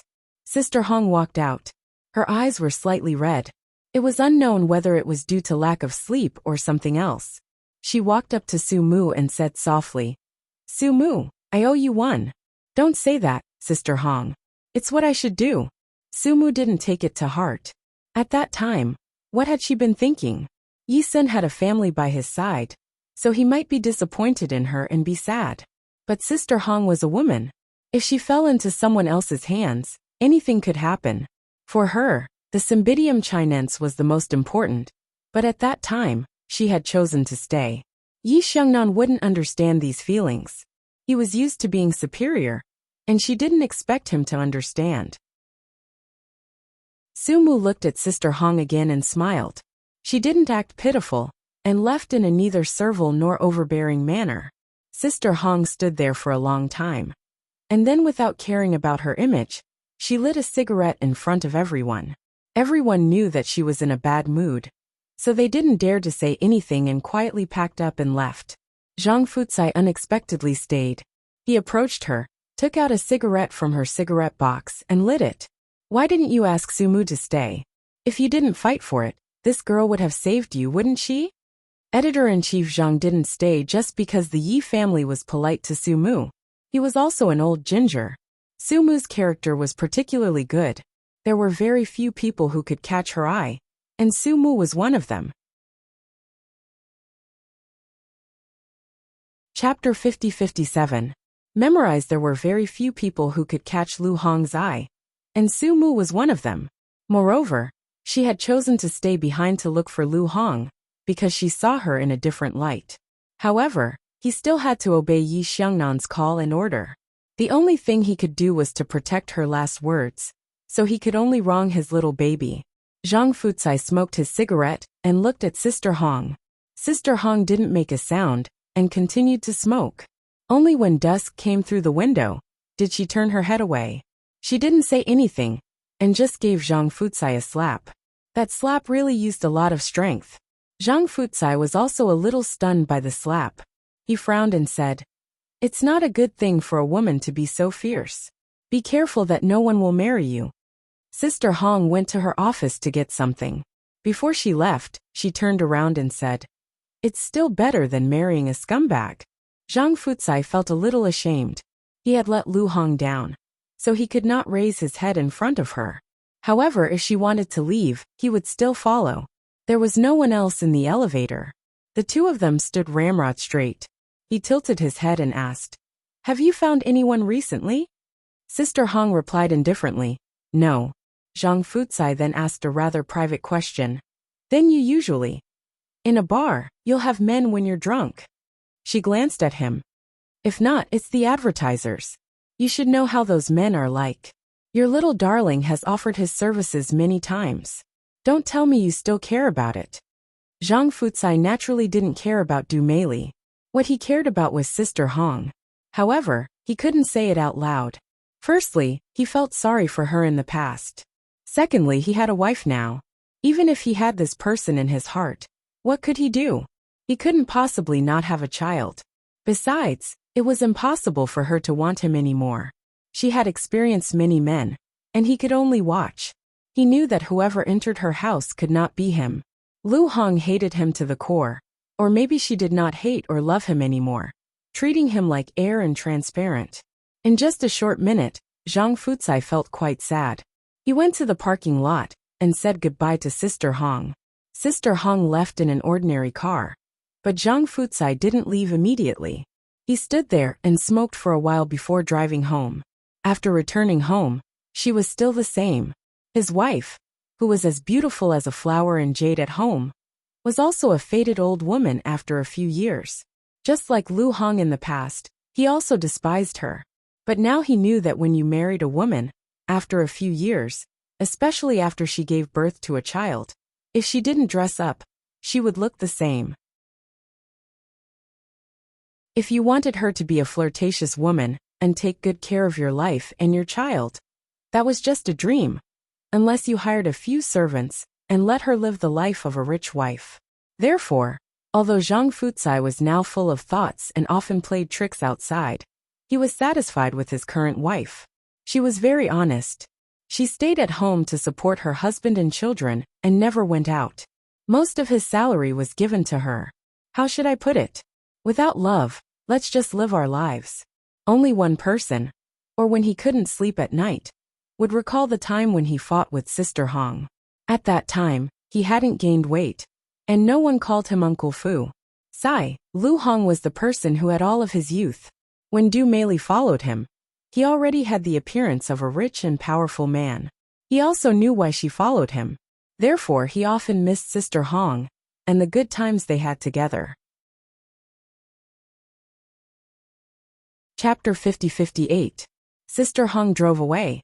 When she reached a junction, she called Su Mu's number. Su Mu answered. Sister Hong's voice was indifferent. There's a KFC near the hospital. Wait for me there. I have something to tell you.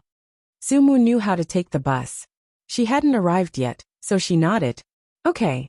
She and Sister Hong arrived at almost the same time. When Lu Hong came over, she ordered a cup of coffee for her. I know you're not used to it. Warm your hands, Su Mu said softly. Sister Hong let out a long sigh and looked at Su Mu. How is it? What's your plan for the future? Su Mu shook her head and smiled bitterly. I don't have any plans yet. Sister Hong knew her very well. You're not going back to sell shoes, are you? Su Mu, don't tell me that you're so promising. Su Mu looked at her and said after a long time. Sister Hong, you're right. I'm really going back to sell shoes. Promising. Sister Hong snorted and then took out a card from her bag. There's 200,000 yuan in it. It's your commission. The password is 123123. Su Mu was stunned. Sister Hong? How clean do you think people in our line of work are? If there's no profit, do you think I'll work hard and accompany those old foxes, who can be my father to drink, and be taken advantage of? Sister Hong said indifferently. Su Mu, it's a good thing to leave the news agency. In fact, it's not a clean place. In this world, where is clean? She lowered her head and took a sip of coffee. Then she looked up and said, It's quite bad. Su Mu didn't say a word. Sister Hong continued. Apart from being raised well like the wives of rich families, they don't need to face those things. Or they can marry an ordinary man and be a faded old woman at home. Their husband may be playing around outside. Sister Hong flipped her hair and smiled bitterly. Who knows? Su Mu could understand her feelings, so she didn't say anything. Sister Hong smiled. Don't think that I'm sad. I've already accepted it. Su Mu, what I want to say is, go your own way, but don't be too stubborn. Remember what I said. Don't hit your head easily. Su Mu nodded. She still didn't want the money, but Sister Hong insisted. You've gone through fire and water with me. You should take the money. I'm moral. Take the money, and you don't need to find a job in a hurry. You can take a rest first, or you can find a decent job to enrich yourself. Sister Hong held Su Mu's hand. I know that you are afraid that others will look down upon you. You. Don't worry. Su Mu was quite touched. Sister Hong, this doesn't sound like what you would say.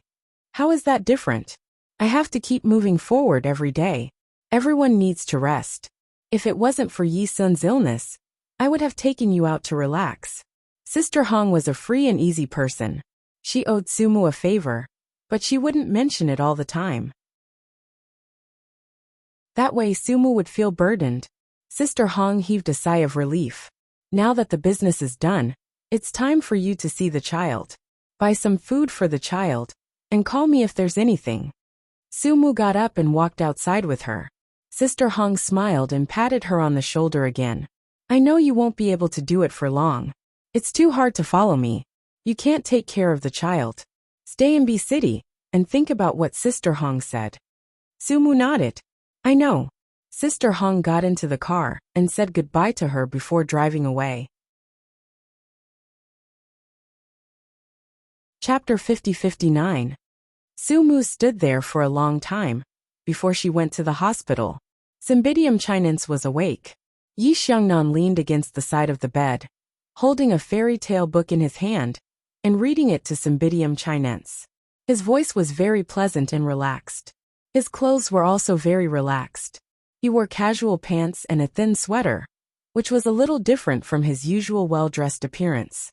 Cymbidium Chinense listened very carefully, and his little face was full of seriousness. This scene was a little touching.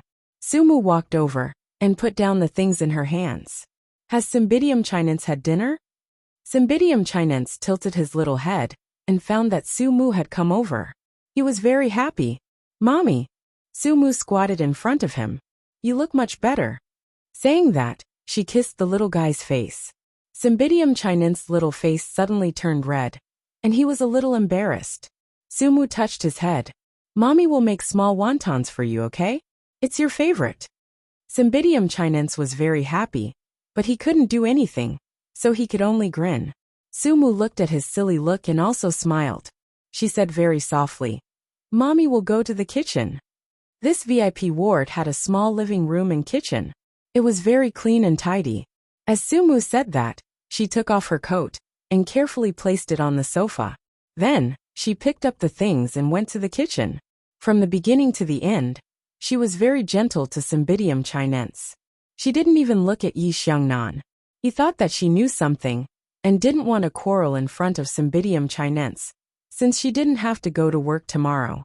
When Sumu was making small wontons, Yi Xiangnan talked to Cymbidium Chinense and coaxed him before going to the kitchen. Closing the door, he leaned against the door and looked at Sumu. She was quite skinny.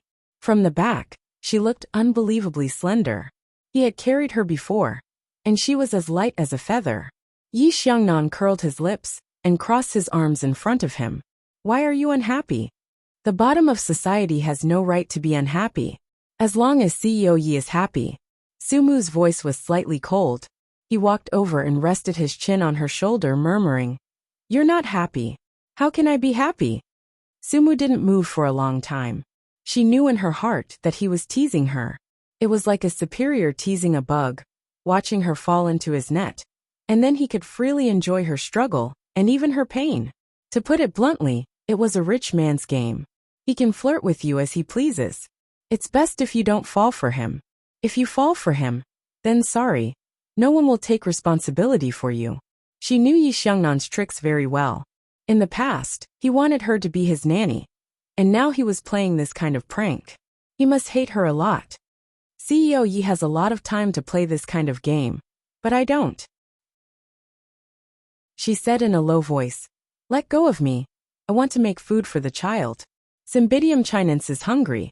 But that scoundrel still put his face on her shoulder. I'm hungry too. Sumu was even more sure of his evil intentions. She wanted to break free from him, but he said, Do you want Cymbidium Chinense to come out of bed and see if mom and dad are quarreling again? Sumu couldn't stand it anymore. She let out a long sigh and said, What do you want, Yi Xiangnan? I don't have a job anymore. I'm staying here to take care of Cymbidium Chinense.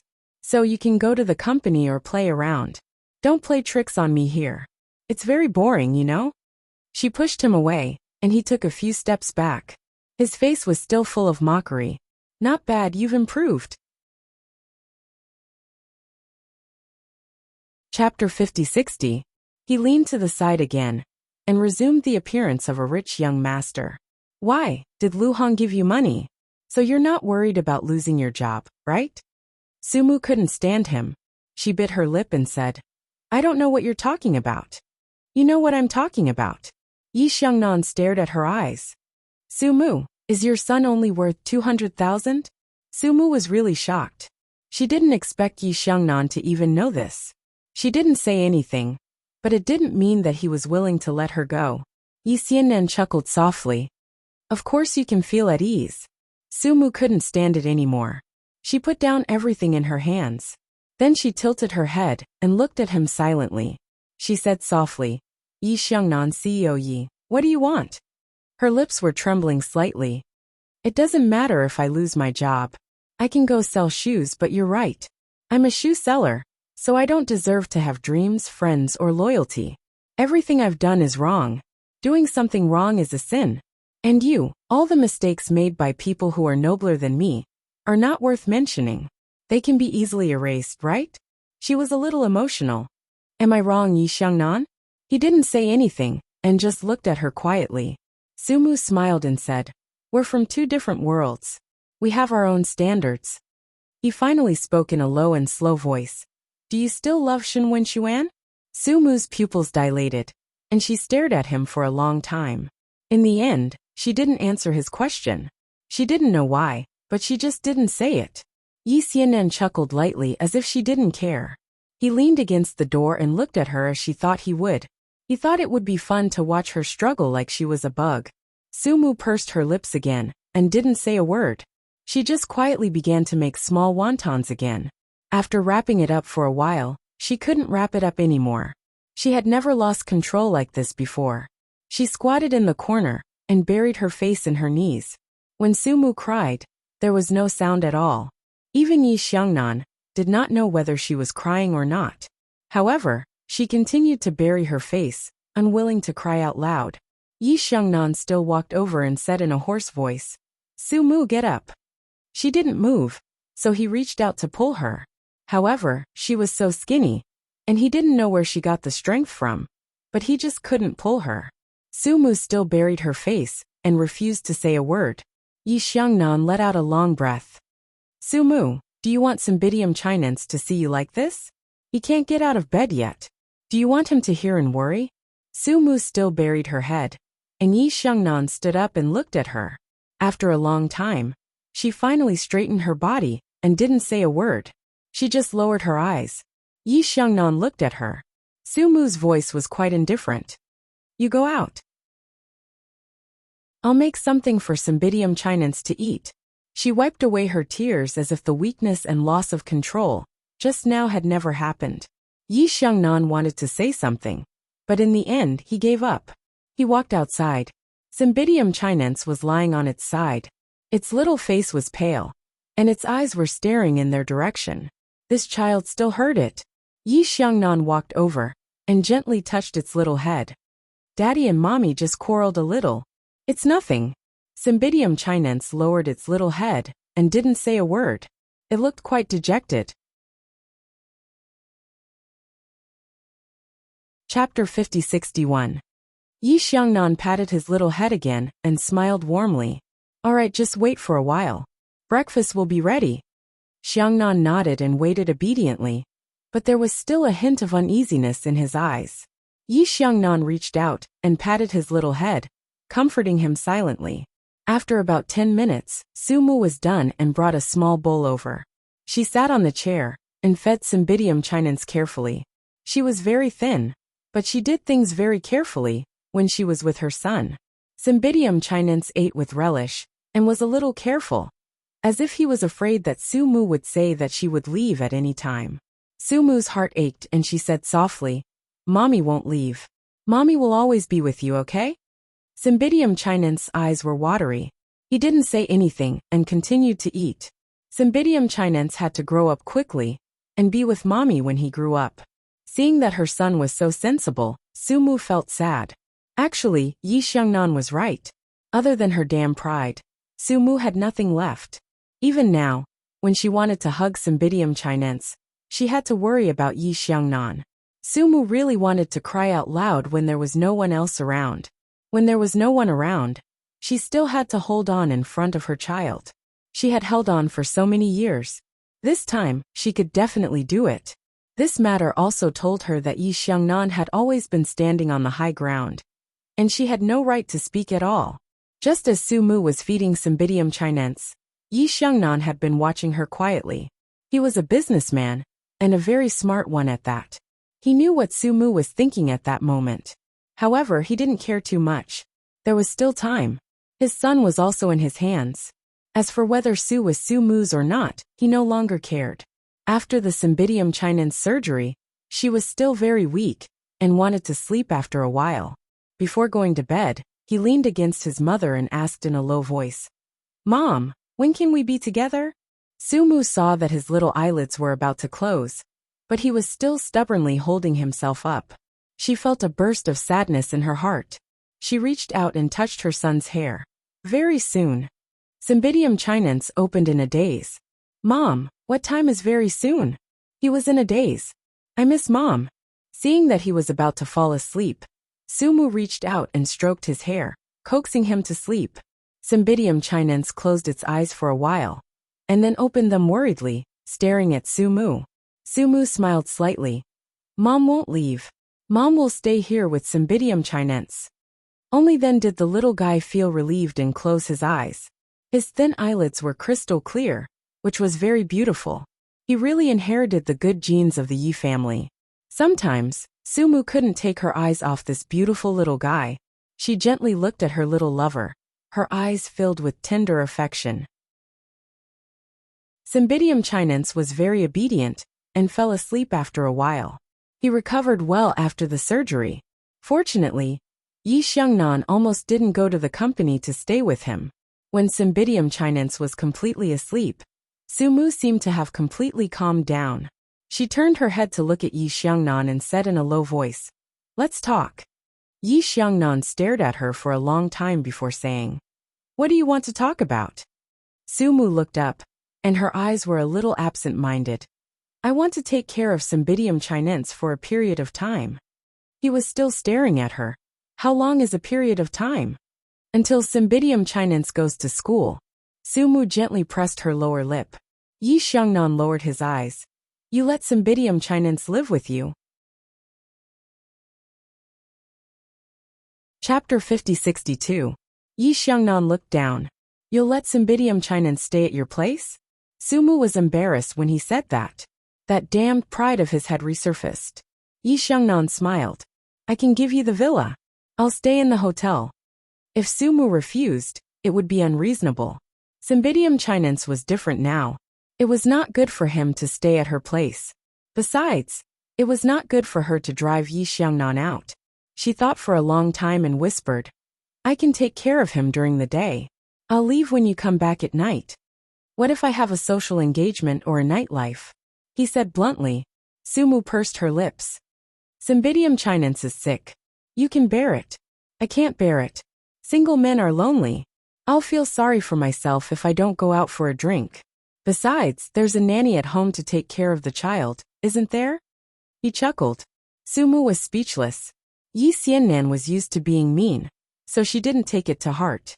She went ahead and ate all the wontons she made, really treating her as an old maid. Sumu didn't say anything. She ate some and accompanied Cymbidium chinense. At about 8 o'clock in the evening, Secretary Li came over with some documents. When he saw Sumu, he winked secretly. Sumu felt helpless, but she didn't say anything. Secretary Li put down the documents and left. Yi Xiangnan sat on the sofa to deal with his work, and Sumu accompanied Cymbidium chinense. At 11 or 12 o'clock in the evening, Yi Xiangnan suddenly said, "If you're sleepy, you can sleep for a while. There's a bed inside." Sumu wanted to ask him where he slept, but she swallowed the words. Yi Xiangnan seemed to know what she was going to ask and said lightly, "I sleep on the sofa." Seeing that Sumu didn't respond, he looked up and said with a smile that wasn't a smile, "Don't worry, I'm not interested in you. There are so many women out there, I won't hang myself on one tree." Sumu didn't say anything. She just helped Cymbidium chinense wipe its body. Then, she went to wash her face and went to sleep. The small room was connected to the ward outside, probably for the convenience of taking care of the patients, and there was no door. Sumu only took off her jacket and lay down. She lay there for a long time, and felt a little insomnia. She tossed and turned, unable to fall asleep. In the end, she had no other choice. She sat up and saw Yi Xiangnan from this angle. He had already fallen asleep, and was lying on the sofa. Under the dim light, she could only see his outline. Sumu pursed her lips, and walked out to check on Cymbidium chinense. Cymbidium chinense was sleeping soundly. She looked at him silently for a while before covering him with the blanket. When she returned to the small room, she walked past the sofa and quickened her pace. However, her subtle movements still woke Yi Xiangnan up. Her wrist was silently grabbed. Strong and unreasonable. That strength that was holding her wrist was painful. Sumu whispered, "Let go of me." Yi Xiangnan was also a little surprised. Sumu's wrist was really thin, so thin that it seemed like it was made of bones. He frowned and said after a long time, What are you hiding for? As he said that, he reached out and pulled Sumu down beside him. She wanted to get up, but he held her down in the dark. After a while his mocking voice rang out. This is a ward. What are you thinking, Sumu? He paused and said in a mean tone. You're really thin. Sumu was a little embarrassed and said in a low voice. Is it fun to humiliate me like this? Yi Xiangnan twitched his lips. It's okay, I think it's fun.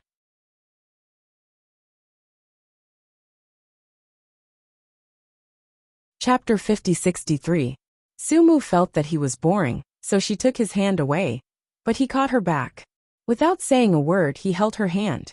You are really stubborn. He had never seen such a stubborn person. Usually, when women saw him, they would flatter him, but not like Sumu. He was willing to stop looking for women outside, but she still asked so much. He got angry when he thought about it. He felt that it was meaningless, and the slight waves just now disappeared at once. He glanced at her a little harshly. She was really thin, and there was no meat on her body. He let go of her, lay down by himself, and didn't talk to her anymore. Sumu pursed her lips, said nothing, and went back to her room. In this way they got along in the ward for a few days. Most of the time, Yi Xiangnan went to the company, and he would come to stay with her at night. During this period of time, with his parents accompanying him, Cymbidium Chinen's little face had more smiles. The more she looked at this smile, the more Sumu felt that she was a little sorry for her son. She tried to stay with Cymbidium Chinense as much as possible, thinking of ways to make him happy. After a long time, Sumu regretted it. If she could start over, she might try everything to keep Cymbidium Chinense by her side, and he might not be happy in the Yi family. Thinking about it, she put her forehead against Cymbidium Chinense, and her nose was sour, and she couldn't express her sadness. Cymbidium Chinense also felt his mother's mood, and didn't dare to say anything, just sticking to his mother obediently. After a long time he whispered, Mom, don't cry. Sumu shook her head. I'm not crying. I'm not going to cry. She held Cymbidium Chinense's little face. Mom, work hard, and take Cymbidium Chinense home in the future, okay? When Yi Xiangnan came back from outside, he happened to hear this sentence. He gently closed the door, took off his coat, and threw it on the sofa. He sat down and looked at Sumu. Where are you going to pick up Cymbidium Chinense? Your house. He snorted lightly. Sumu knew that his inexplicable sense of superiority was coming back again. She didn't want to bother with him. She just bit her lip and let out a long sigh. Yi Xiangnan chuckled. I think it's better to be realistic. Beg me. Maybe I can let you stay in my house forever. At this moment, he seemed to have thought of something, and suddenly pulled Sumu to his side. His voice was so low that only Sumu could hear him. Don't have any ideas about me. I don't have any ideas. These words were really cold and elegant. Sumu was so angry that she almost laughed. She glared at him. Don't worry, bossy. I don't have any idea. That's good. His eyes were burning. I can arrange for you to work, and I can also arrange for you to take care of Cymbidium Chinense. Think about it. He added, you can sleep in the guest room. For the sake of Cymbidium Chinense, I won't bring a woman back. Sumu felt cold and said, Do I have to thank you? You don't have to thank me. For Cymbidium Chinense.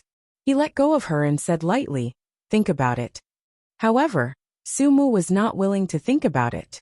She didn't say anything, which could be regarded as a silent refusal. Yi Xiangnan didn't force her. Everyone had their own aspirations. He went to accompany Cymbidium Chinense. The little Cymbidium Chinense just listened to them. It seemed that he heard his father say that he wanted his mother to take care of him. He was still a little eager, but he was afraid that his mother would feel wronged. Little Cymbidium Chinense was really a little warm man. He wanted to ask, but he swallowed it in the end. When he was discharged from the hospital, Sumu helped him pack up his things. Cymbidium Chinense whispered to Yi Xiangnan, Dad, will Mom go back with us? Chapter 50-64. Yi Xiangnan's eyes fell on the woman beside him. He paused for a moment and said, You have to ask Mom. Cymbidium Chinense saw that Sumu didn't pay attention to him, so he asked in a low voice, Dad, are you and Mom divorced or never married? Yi Xiangnan helped his son tidy up his clothes and carried him to the sofa to sit down. He thought for a moment. Is there a difference? Cymbidium Chinense said. There is a difference. Divorce means that you don't love each other anymore. Never married means that mom and dad didn't love each other. Yi Xiangnan squatted down and looked at his son. Tell dad, who told you this? Xiaomei. Cymbidium Chinense stammered. Xiaomei knows a lot.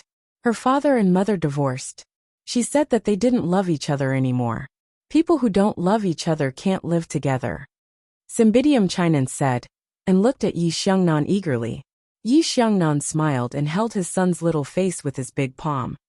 Do you want to ask if dad loves mom or if mom loves dad? Both. Cymbidium Chinense said honestly. Co Yi patted his son's little face. Ask your mom. If your mom is willing to love me, I will love her. This was like kicking the ball to Sumu.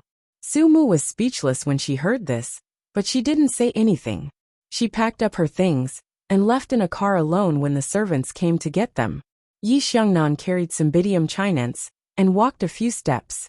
Cymbidium Chinense looked at Sumu eagerly. Sumu stood there without moving. Yi Xiangnan turned his head and said, Didn't you say that you will take care of Cymbidium Chinense during the day? Did you forget? Only then did Sumu follow. Yi Xiangnan drove the car himself. He carefully placed the Cymbidium Chinense on the back seat and let Sumu carry him. When he fastened the seatbelt, he snorted coldly. Put away your pride. You want me to carry the Cymbidium Chinense while driving? Wen Yuan and Yi Mubai didn't come today in order to let the three of them be alone. When Sumu heard this, she couldn't refute it at all. She just sat silently in the back seat and didn't say anything. Yi Xiangnan was also bored and started the car. After driving for half an hour, they arrived at the villa where he lived.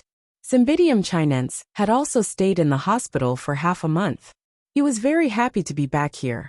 He sat on the sofa and read his favorite comic book, with Sumu accompanying him.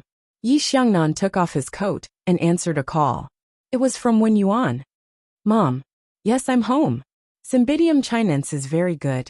As he said this, his eyes fell on Sumu and his voice slightly sank. Yes, she's here. She won't be working recently. She'll be taking care of Cymbidium Chinense. On the other side of the phone, Wen Yuan already knew. He said helplessly, Xiangnan, no matter how dissatisfied you are, you can't mess up Sumu's work. Yi Xiangnan's tone was indifferent. Mom, don't think too much. It's settled. If there's a job, I'll find her another one in the future. Wen Yuan said a few more words, most likely telling him not to mess around. Yi Xiangnan said indifferently that he got it, and then hung up. He looked at Sumu. Think about my suggestion. There's also a TV station under Stars Entertainment. There's a lot of traffic. Aren't you studying media? You can be an anchor or something. As he said this, he frowned again. But you need to fix your image. Otherwise, people will think that you're an African refugee. Sumu pursed her lips. Yi Xiangnan, do you have to be so mean? He snorted softly and glanced at her. Then, he didn't say anything else. Chapter 50-65. Yi Xiangnan looked at his son and let go of Sumu. He sat beside Cymbidium Chinense and pulled Cymbidium Chinense's hair. Don't sit all the time after the operation. Lie down after half an hour and let your mother watch you. Cymbidium Chinense nodded obediently and looked at his mother secretly. Sumu also looked at him secretly, and Yi Xiangnan snorted. A loving mother will spoil her son. He still had to go to the company. He just sat for a while and then left. Before leaving, he gave some instructions to his family. The aunties at home were also smart. He was afraid that Sumu couldn't be suppressed here. It didn't matter if she felt wronged. The most important thing was that he didn't want his son to see his mother being bullied by the servants. After giving instructions to his family, he went to the company. In the early morning, Secretary Li found that CEO Yi was in a good mood. She was surprised. Previously, when CEO Ye's son was sick, CEO Ye's face was ugly and his mood was about to explode. But now it was completely different. During the meeting, he would sometimes smile. CEO Yi looked so good when he smiled. Even those who were used to seeing stars couldn't help but look at CEO Yi. But it made sense. CEO Yi had good genes. His father was the best actor in the past.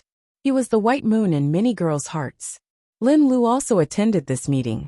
After a period of time, she almost gave up on Yi Xiangnan. No matter how good-looking CEO Yi was, she didn't dare to look at him. She also knew that Su Mu and Yi Xiangnan didn't get along well.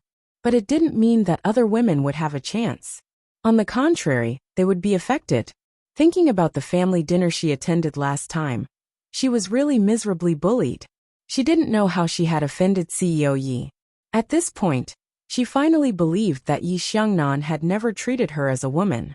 At most she was a female. Lin Lu's current thoughts were very simple. It was her career. She didn't know who said that a woman could live without love.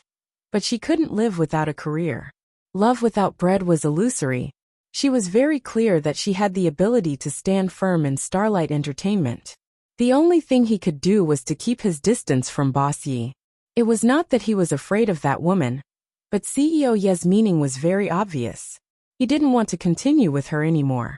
Lin Lu was ambitious and tactful. When she received the check, she understood everything. In the future, she would return to her own path.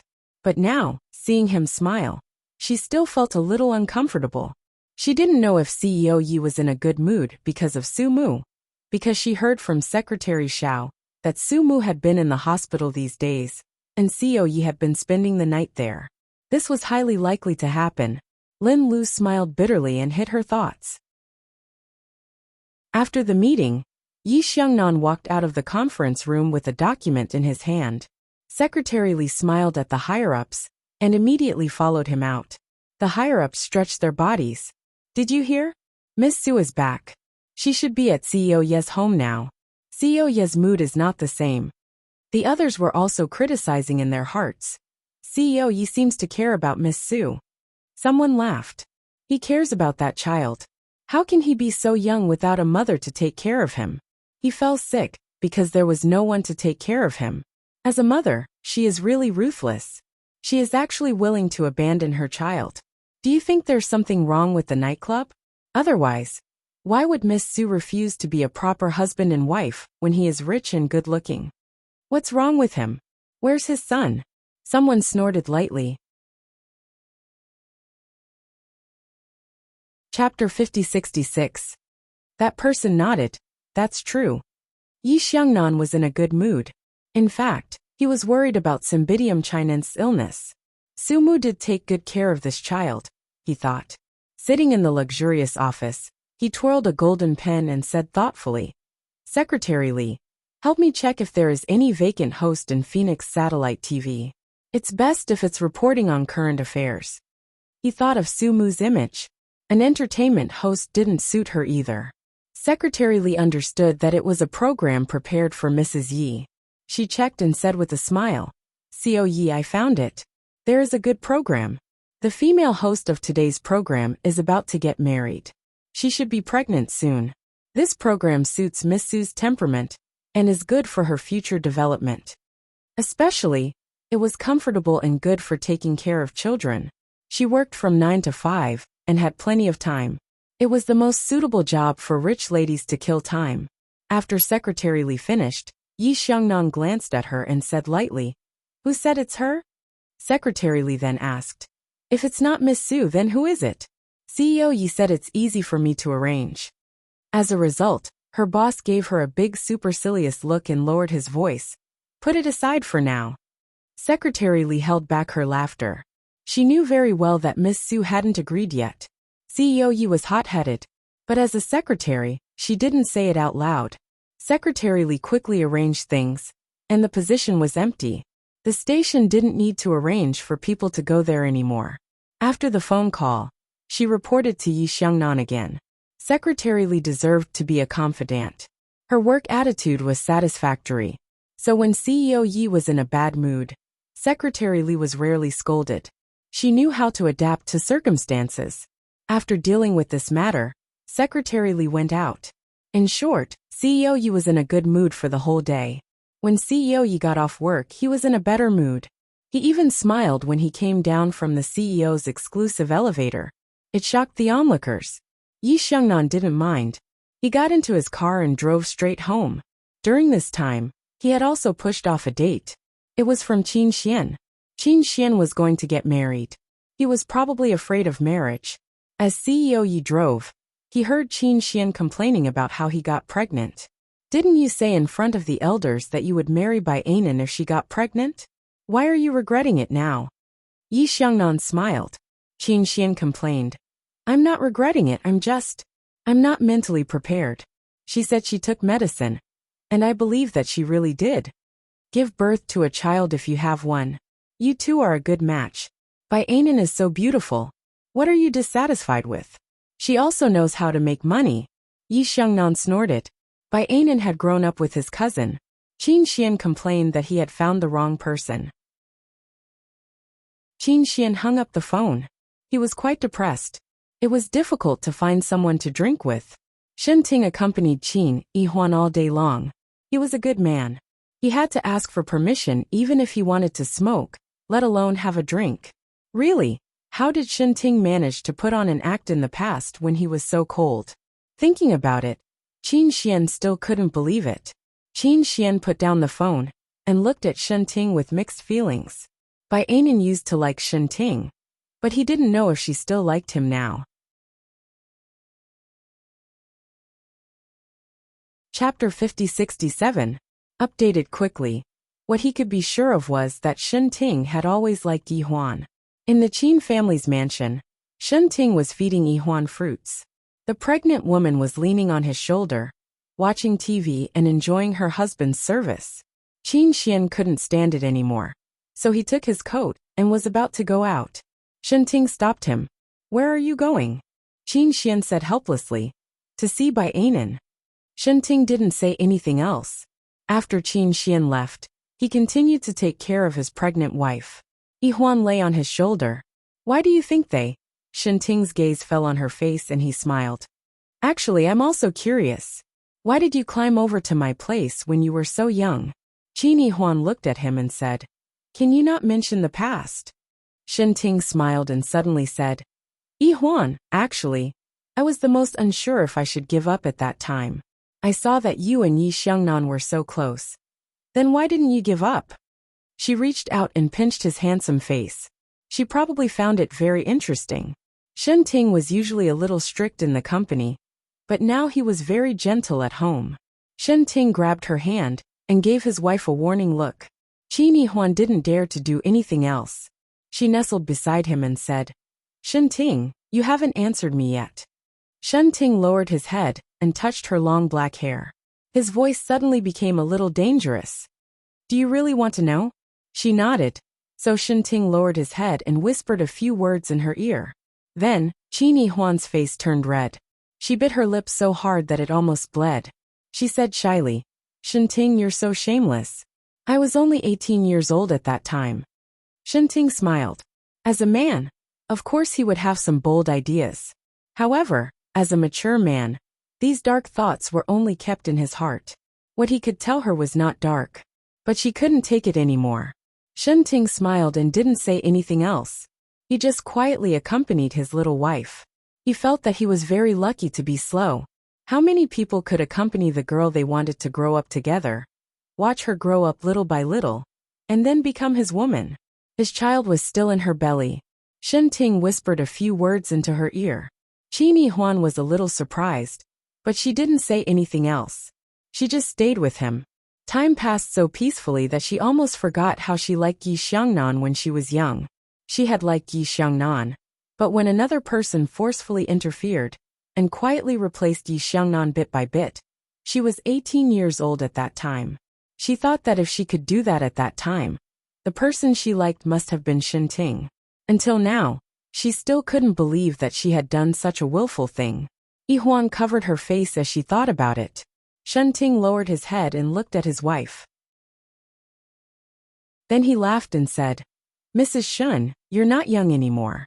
Are you sure you still want to act like a spoiled child? But she didn't care. She just wanted to act like a spoiled child. In the end, Enchanting coaxed her for a long time. Their relationship was good. That was probably how it was. Others couldn't even be envious. Qin Xian was fine. He was going to be a father soon. Although he was panicking, He was like the Calabash brothers. They gave birth one after another 2 and 3 years. Chapter 50-68. The most unhappy one was probably President Yi. When he drove back to the villa, it was already dark. He sat in the car and looked at the light coming from the villa. He didn't get out of the car immediately. Instead, he sat in the car and smoked, looking at the villa while smoking. In the villa, there were women and children he had held. But it was not a home. Yi Xiangnan narrowed his eyes and finished the cigarette in his hand. He opened the door and got out of the car. When he got out of the car, he saw Su Mu coming out of the villa. She had already put on her coat and scarf. He leaned against the car door. "You're going back?" Su Mu nodded. "Yes, I'm going back." She was polite and didn't seem to dislike him. But President Yi felt that his good mood for the day had been ruined by her. He poked his head out and saw Cymbidium chinense sitting on the sofa with a disappointed face. He must be reluctant to let Su Mu go. He was also very dissatisfied with Su Mu in his heart. What did this woman need her self-esteem for? Could it be used as food? He reached out and grabbed her arm. "Leave after eating. You left as soon as I came back as if I was going to eat you. Or are you a servant at home? Are you off work at this time?" Su Mu couldn't beat him in an argument. She pursed her lips and didn't say anything in the end. Yi Xiangnan took her back, which was more or less domineering.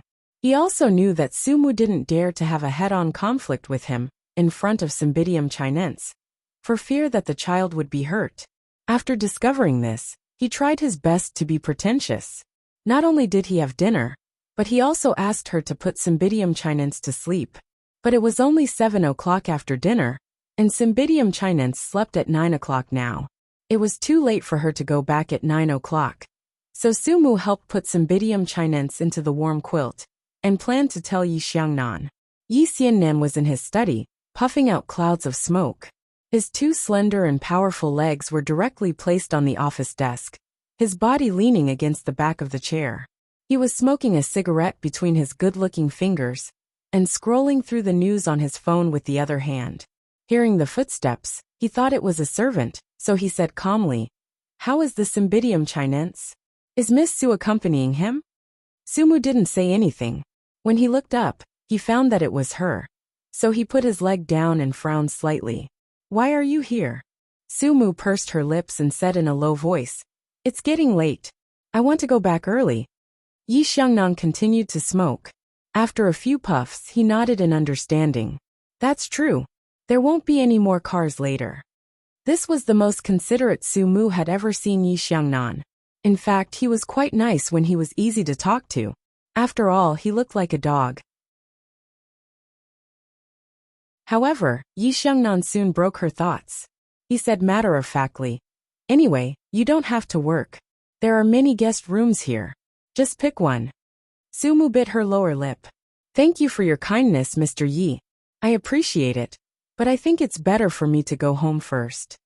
Yi Xiangnan frowned. "Su Mu, are you trying to avoid arousing suspicion?" He came out from behind and walked to her. He seemed to be holding something in his hand. When he was in front of her, he lowered his head and said, "Su Mu, there's no point in avoiding arousing suspicion now. Shen Wenxuan and Yi Hui have a child, and will get married soon." Then he said with a faint smile, "Shen Wenxuan is a very smart person. I believe that he and Yi Hui will be happy." As he said that, he moved closer and said in a very low voice, "Don't talk to me about love. As long as they like each other, life will not be difficult. Look, he is very smart. But you, what can you get in the end if you are so stubborn? Su Mu, the world is not what you think. You can't get anything by persevering." Chapter 50-69. Memorize. "Thank you for your teachings, Mr. Yi." Su Mu said lightly, "Shen Wenxuan is Shen Wenxuan, and I am me." After she finished speaking, she turned around and walked straight out without a trace of reluctance. Yi Xiangnan reached out and grabbed her. Su Mu. She couldn't leave, and he didn't seem to want to force her. He just wanted to make sure that she wouldn't run. Then, a file appeared in Su Mu's hands. She looked up at Yi Xiangnan in surprise. Yi Xiangnan said softly, "There's a good position under starlight. You can consider it." There's no need to reply to me so quickly. Think about your future, and that of Cymbidium chinense. Sumu's lips moved, but she didn't say anything in the end. Yi Xiangnan smiled faintly. If you insist on going back, I'll get the driver to send you. It's getting late. I'm doing this for the safety of Cymbidium chinense's mother. Sumu, I don't have any ulterior motives, so you don't have to be wary of me. Sumu nodded. I will consider it. He nodded and went back to his seat. He put his feet on the table and smoked while playing with his phone. Sumu looked at him quietly for a while before leaving. The driver was very simple, and so was Sumu, so the driver chatted with Sumu while driving. Miss Su, Mr. Yi is good-looking and the president of a big company. Don't you like tall, rich and handsome men? Why don't you like Mr. Yi? Sumu looked outside and realized that the chauffeur was talking to her. Our personalities don't match. She then added, their families don't match. The driver nodded. Mr. Ye's family background is very good. Madame Ye's maiden family is very powerful now. All the people of the Yi family have been connected to the Wen family. The relationship between the two families is really good. There was one more thing that the driver didn't say. Yi Xiangnan could have any kind of woman he wanted. Why was he willing to hang himself on a tree? The tree wasn't willing. The driver drove Sumu to her home and sighed. Miss Su really had a backbone. In fact, everyone could see that Mr. Yi wanted to marry her, but Miss Su refused. When Sumu got home, she took off her coat and sat on the sofa for a while, feeling a little cold. On the small table in front of her was the information that Yi Xiangnan had given her. She gently opened it, and inside was a printed document. It looked like Secretary Li had prepared it. She flipped through the pages, looking at the detailed information. It was well prepared, and there were many details. Sumu could see that this job was very good. It was professional, easy and easier to accumulate contacts. It could also improve her popularity. She also knew that this kind of job was probably something that a lot of people would fight to get into. She gently pursed her lower lip, and then let out a long breath. But she still couldn't accept it. This was a radio station owned by Stars Entertainment. If she accepted it, she would be tied to Yi Xiangnan for the rest of her life. It was okay now. When he had a new wife, her position would be delicate. At that time, probably the life of Cymbidium chinense would not be easy. Thinking of Cymbidium chinense, Sumu was a little worried. She didn't want to think that Cymbidium chinense would have to be obedient to others one day, and call others aunt carefully. Sometimes she thought that she was too selfish. Was she just like what Yi Xiangnan thought? She valued self-esteem too much. In fact, if she didn't care about it, it was not a big deal to marry Yi Xiangnan. Chapter 50-70.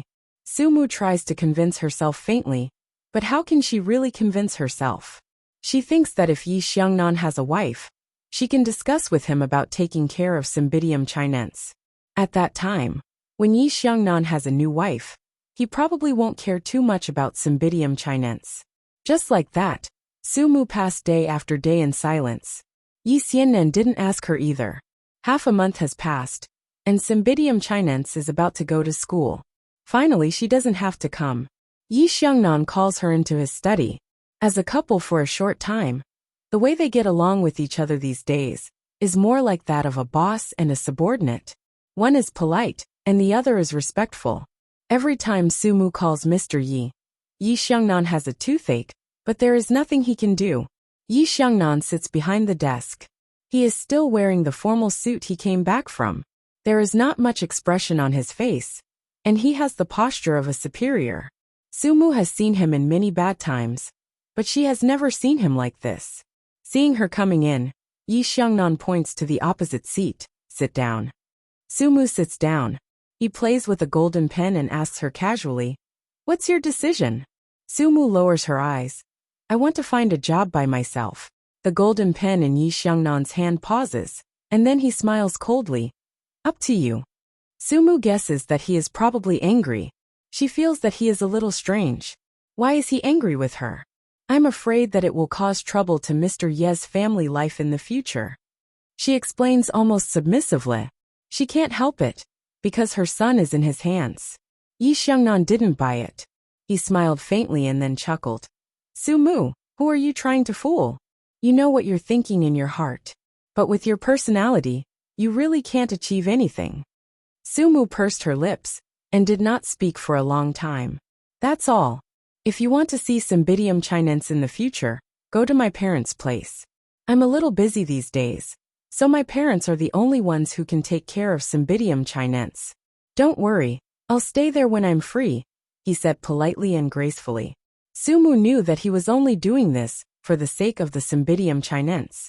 She wasn't that shameless. She quietly retreated and did not disturb him again. After Sumu left, Yi Xiannan leaned back with a hint of a smile on her lips. It was a sneer. Sumu really didn't know what was good for her. To put it bluntly, she didn't know how to appreciate favors. But he thought that if she accepted it easily, he wouldn't take it seriously, because there was nothing special about it. However, this damned woman was so annoying that he couldn't let go of her. Hating her was also a form of not being able to let go. He just didn't like her carefree look, as if she could even drink the northwest wind to satiate her hunger. Yi Xiangnan sneered. Shen Wenxuan was much smarter than her. When Sumu left the villa, she went to see Cymbidium chinense again. The little Cymbidium chinense said it for a long time today. Of course, he was a little disappointed, but he pursed his lips for a long time, and still didn't say anything that would embarrass his mother. Sumu didn't take anything from Yi Xiangnan, but when she walked out of the villa, she felt like she had sold her child. She didn't ask the driver to send her home.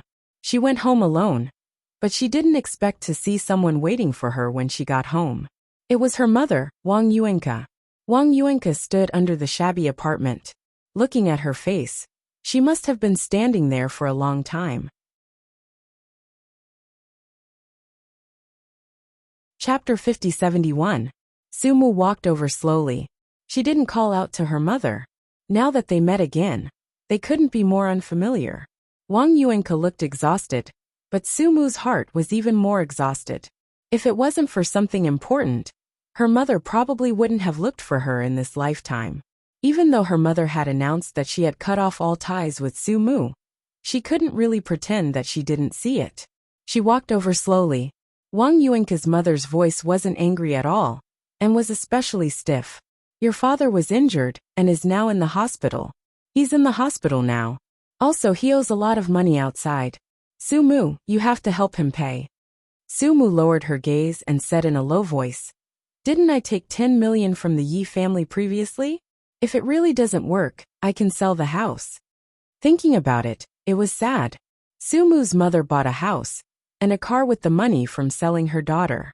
Her two younger siblings lived well and dressed well. Her younger sister seemed to have even gone to an elite school.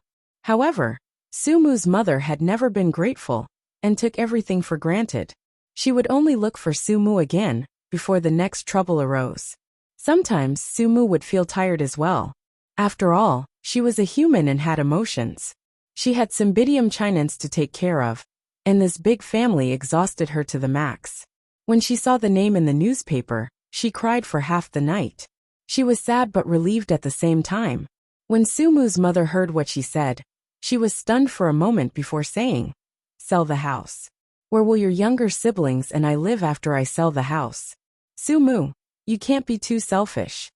Sumu's heart turned cold. Selfish? She really didn't know what was selfish anymore. She lowered her gaze and said softly after a long time, We're not related anymore. She didn't call her mother because she couldn't bring herself to do so. After that, she walked past Wang Yuanka and wanted to leave. But how could Wang Yuanka let Sumu go?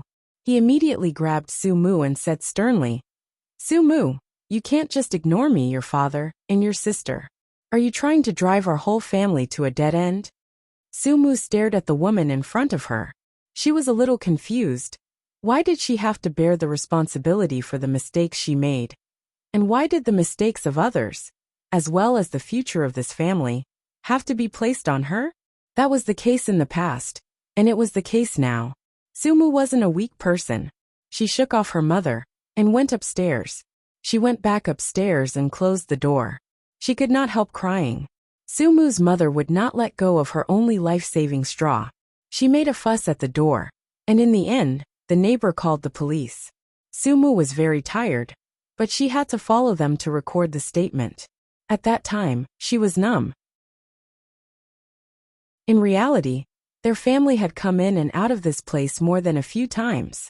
They even came here during their university days. It was because of family matters, and Shen Wenxuan accompanied her back then.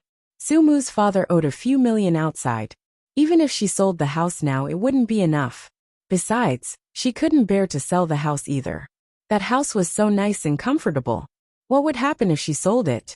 Where would her son and daughter live? Since she couldn't sell the house, she could only sell Sumu again. In any case, Sumu was a money-losing person.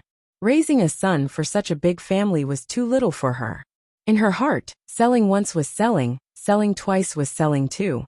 If 10 million wasn't enough, it had to be at least 100 million. Chapter 50-72. In the end, things got out of hand. Sumu's mother was already in her 50s, and she caused a ruckus in the police station. Her voice was loud and shrill, and she made Sumu sound worthless. Later, Sumu would stare blankly in the corner, while Sumu's mother continued to make a fuss. The leaders of the police station had no choice but to come over and contact their families. Sumu's father's leg was broken, and his family was too young to deal with things. In the end, they could only find a number in the phone records. It was an old number left by Shen Wenxuan when they were still in school. The call went through, and a police officer explained the situation to Shen Wenxuan, who said he would come right away. Sumu didn't know any of this. She was sitting alone in the corner, isolated. She wanted to pretend that nothing had happened, but the cold air around her reminded her that everything was real. Shen Wenxuan came over. As soon as he came in, he saw Sumu curled up in the corner, her face pale, and she didn't say a word. He walked over slowly, squatted down, and looked up at her. His voice was also slightly hoarse. "Are you okay?" Sumu came back to her senses and looked at the handsome face in front of her. She was stunned. "Why are you here?" But at this moment, Sumu's mother's eyes lit up. She knew Shen Wenxuan was Sumu's boyfriend when she was in school, and he seemed to be quite rich. Sumu's mother's words weren't very pleasant. "Sumu, if you had been with Shen Wenxuan in the past, there would have been no future. Look at how smart he is, and he's going to marry the Yi family's daughter. What about you? You gave birth to his son for nothing, and he doesn't even acknowledge you now." She was really making a scene. How did the people in the police station like Sumu's mother? They said with a cold face, "Seems like you don't want to go out." The chief here said to Sumu directly, "How about this? Mr. Shen will take you out first. As for this lady..." The chief walked back and forth with his hands on his waist, and then made a decision. "Don't you like to scold people? Lock her up here and scold her until she's satisfied." He wrote a few words with the pen in his hand and ordered, "We've already severed the mother-daughter relationship. How about this? Madam Wang will be locked up for 24 hours. He then looked at Sumu and said very gently, "Miss Su, if Ms. Wang pesters you again in the future, we suggest that you directly call the police and let us handle this matter." Sumu pursed her lips and thanked him softly. The boss sympathized with Sumu. After so many years, this girl seemed to be living a hard life. That's right. How could he live well with such a mother? When Sumu left, Wang Yuanka was still crying, but Sumu no longer felt anything. When she walked out, it was cold outside and inside. She tilted her head and looked at Shen Wenxuan. "I've let you see a joke." Shen Wenxuan didn't say anything. He just quietly opened the door and said, "I'll take you back." Sumu shook her head. "I'll go back by myself. I brought money, and it's convenient for me to take a taxi." Shen Wenxuan's hand was still holding the door. Sumu was also very insistent. She said quietly, "Shen Wenxuan, you and Yi Hui are going to get married soon. You have a child, so you should avoid arousing suspicion. Yi Hui is very good. Cherish her." Shen Wenxuan closed the door and slowly walked to her side. "I'm just doing my part as an old classmate. Can't I send you home?" Sumu shook her head. "I think it's better not." Shen Wenxuan didn't force it anymore. "Then I'll help you take a taxi." Chapter 5073. 69 books. Updated quickly, he stood by the side of the road with her and stopped a taxi. When Sumu got into the car, he said to her, "Call me if you need anything. I can help a little." Sumu nodded and got into the car. When she got into the car, she felt that the corner of her mouth was hurting. She forgot when it was bruised. She touched it with her hand and heard the driver ask her where she was going. Sumu didn't hear it at first, but then she understood and said in a low voice, "Go to the first hospital." She wanted to see her father. Although he was a very disappointing man who made people speechless, he couldn't support his wife and protect his daughter. Sumu felt that he was very sad. Sometimes she was very afraid that she would become a mother like her parents. Maybe it was good for Cymbidium chinense to go to the Yi family. She thought about it in a messy way. However, not long ago, she thought that it would be better for Cymbidium chinense to follow her. Thinking about it, it was really ironic and overconfident. Sumu looked out of the window and wiped her face. The driver accidentally saw it from the rearview mirror and remained silent. The car arrived at the entrance of the hospital. Sumu paid the money and got out of the car. When she arrived at the inpatient department of the hospital, she went to the front desk on duty and asked for Su Chang's bed. When the nurse heard the name, she couldn't help looking up at Sumu and then said, "He's in 312. Who are you to the patient?" "I'm his daughter." Sumu looked down. The nurse nodded and then looked at Sumu. After a while she said in a low voice, "Then you have to be careful. I heard that your father was beaten because he owed money. This time, he can only be treated with a discount. If he doesn't pay back the money, it won't be so simple." Sumu's fingers tightened and she was silent. The nurse didn't mean any harm, but she instinctively didn't like gamblers. She looked at Sumu with some sympathy. "I didn't mean it. You have to be careful. You're a girl, and those people are inhumane." Sumu forced a smile and walked towards the ward. It was probably just as the nurse had said. No one dared to get close to Su Chang, not even his children. The man with a broken leg lay there dejectedly, his face full of stubble. Actually, Sumu didn't understand why her mother didn't divorce her father. Since she couldn't stand it, why did she have to bear all of it in the end? She really didn't understand. Bed 312 was a room for 3 people. She did not go in directly, but stood at the door and looked through a small glass. Su Chang was still awake. He was lying there with a beard on his face and a bandage on his leg. He was playing Fight the Landlord with his phone in his hand. Ever since she was young, Sumu remembered that when he was at home, he liked to play with this and seemed to have no interest in anything else. She quietly looked outside for a long time. Suddenly, Su Chang found that she was at the door. The cell phone in her hand fell, and she called Mumu. Sumu walked in and looked at the beds on both sides. There was no one there. She knew in her heart that he had probably been harassed, so no one wanted to stay in the same ward with him. Su Chang was also happy to be at ease, but he still didn't dare to sleep soundly every night. Even if he was awake, so what? He couldn't run away when those people came. Su Chang lay upright. Looking at Sumu coming over, he scratched his head and smiled. "Why are you here?" Sumu didn't say anything, and he immediately understood. He spat and said, "Is that bitch looking for you again?" "Sumu, ignore her. She's crazy now and bites people everywhere." You're tuning in to the Dreamy Chapters YouTube channel.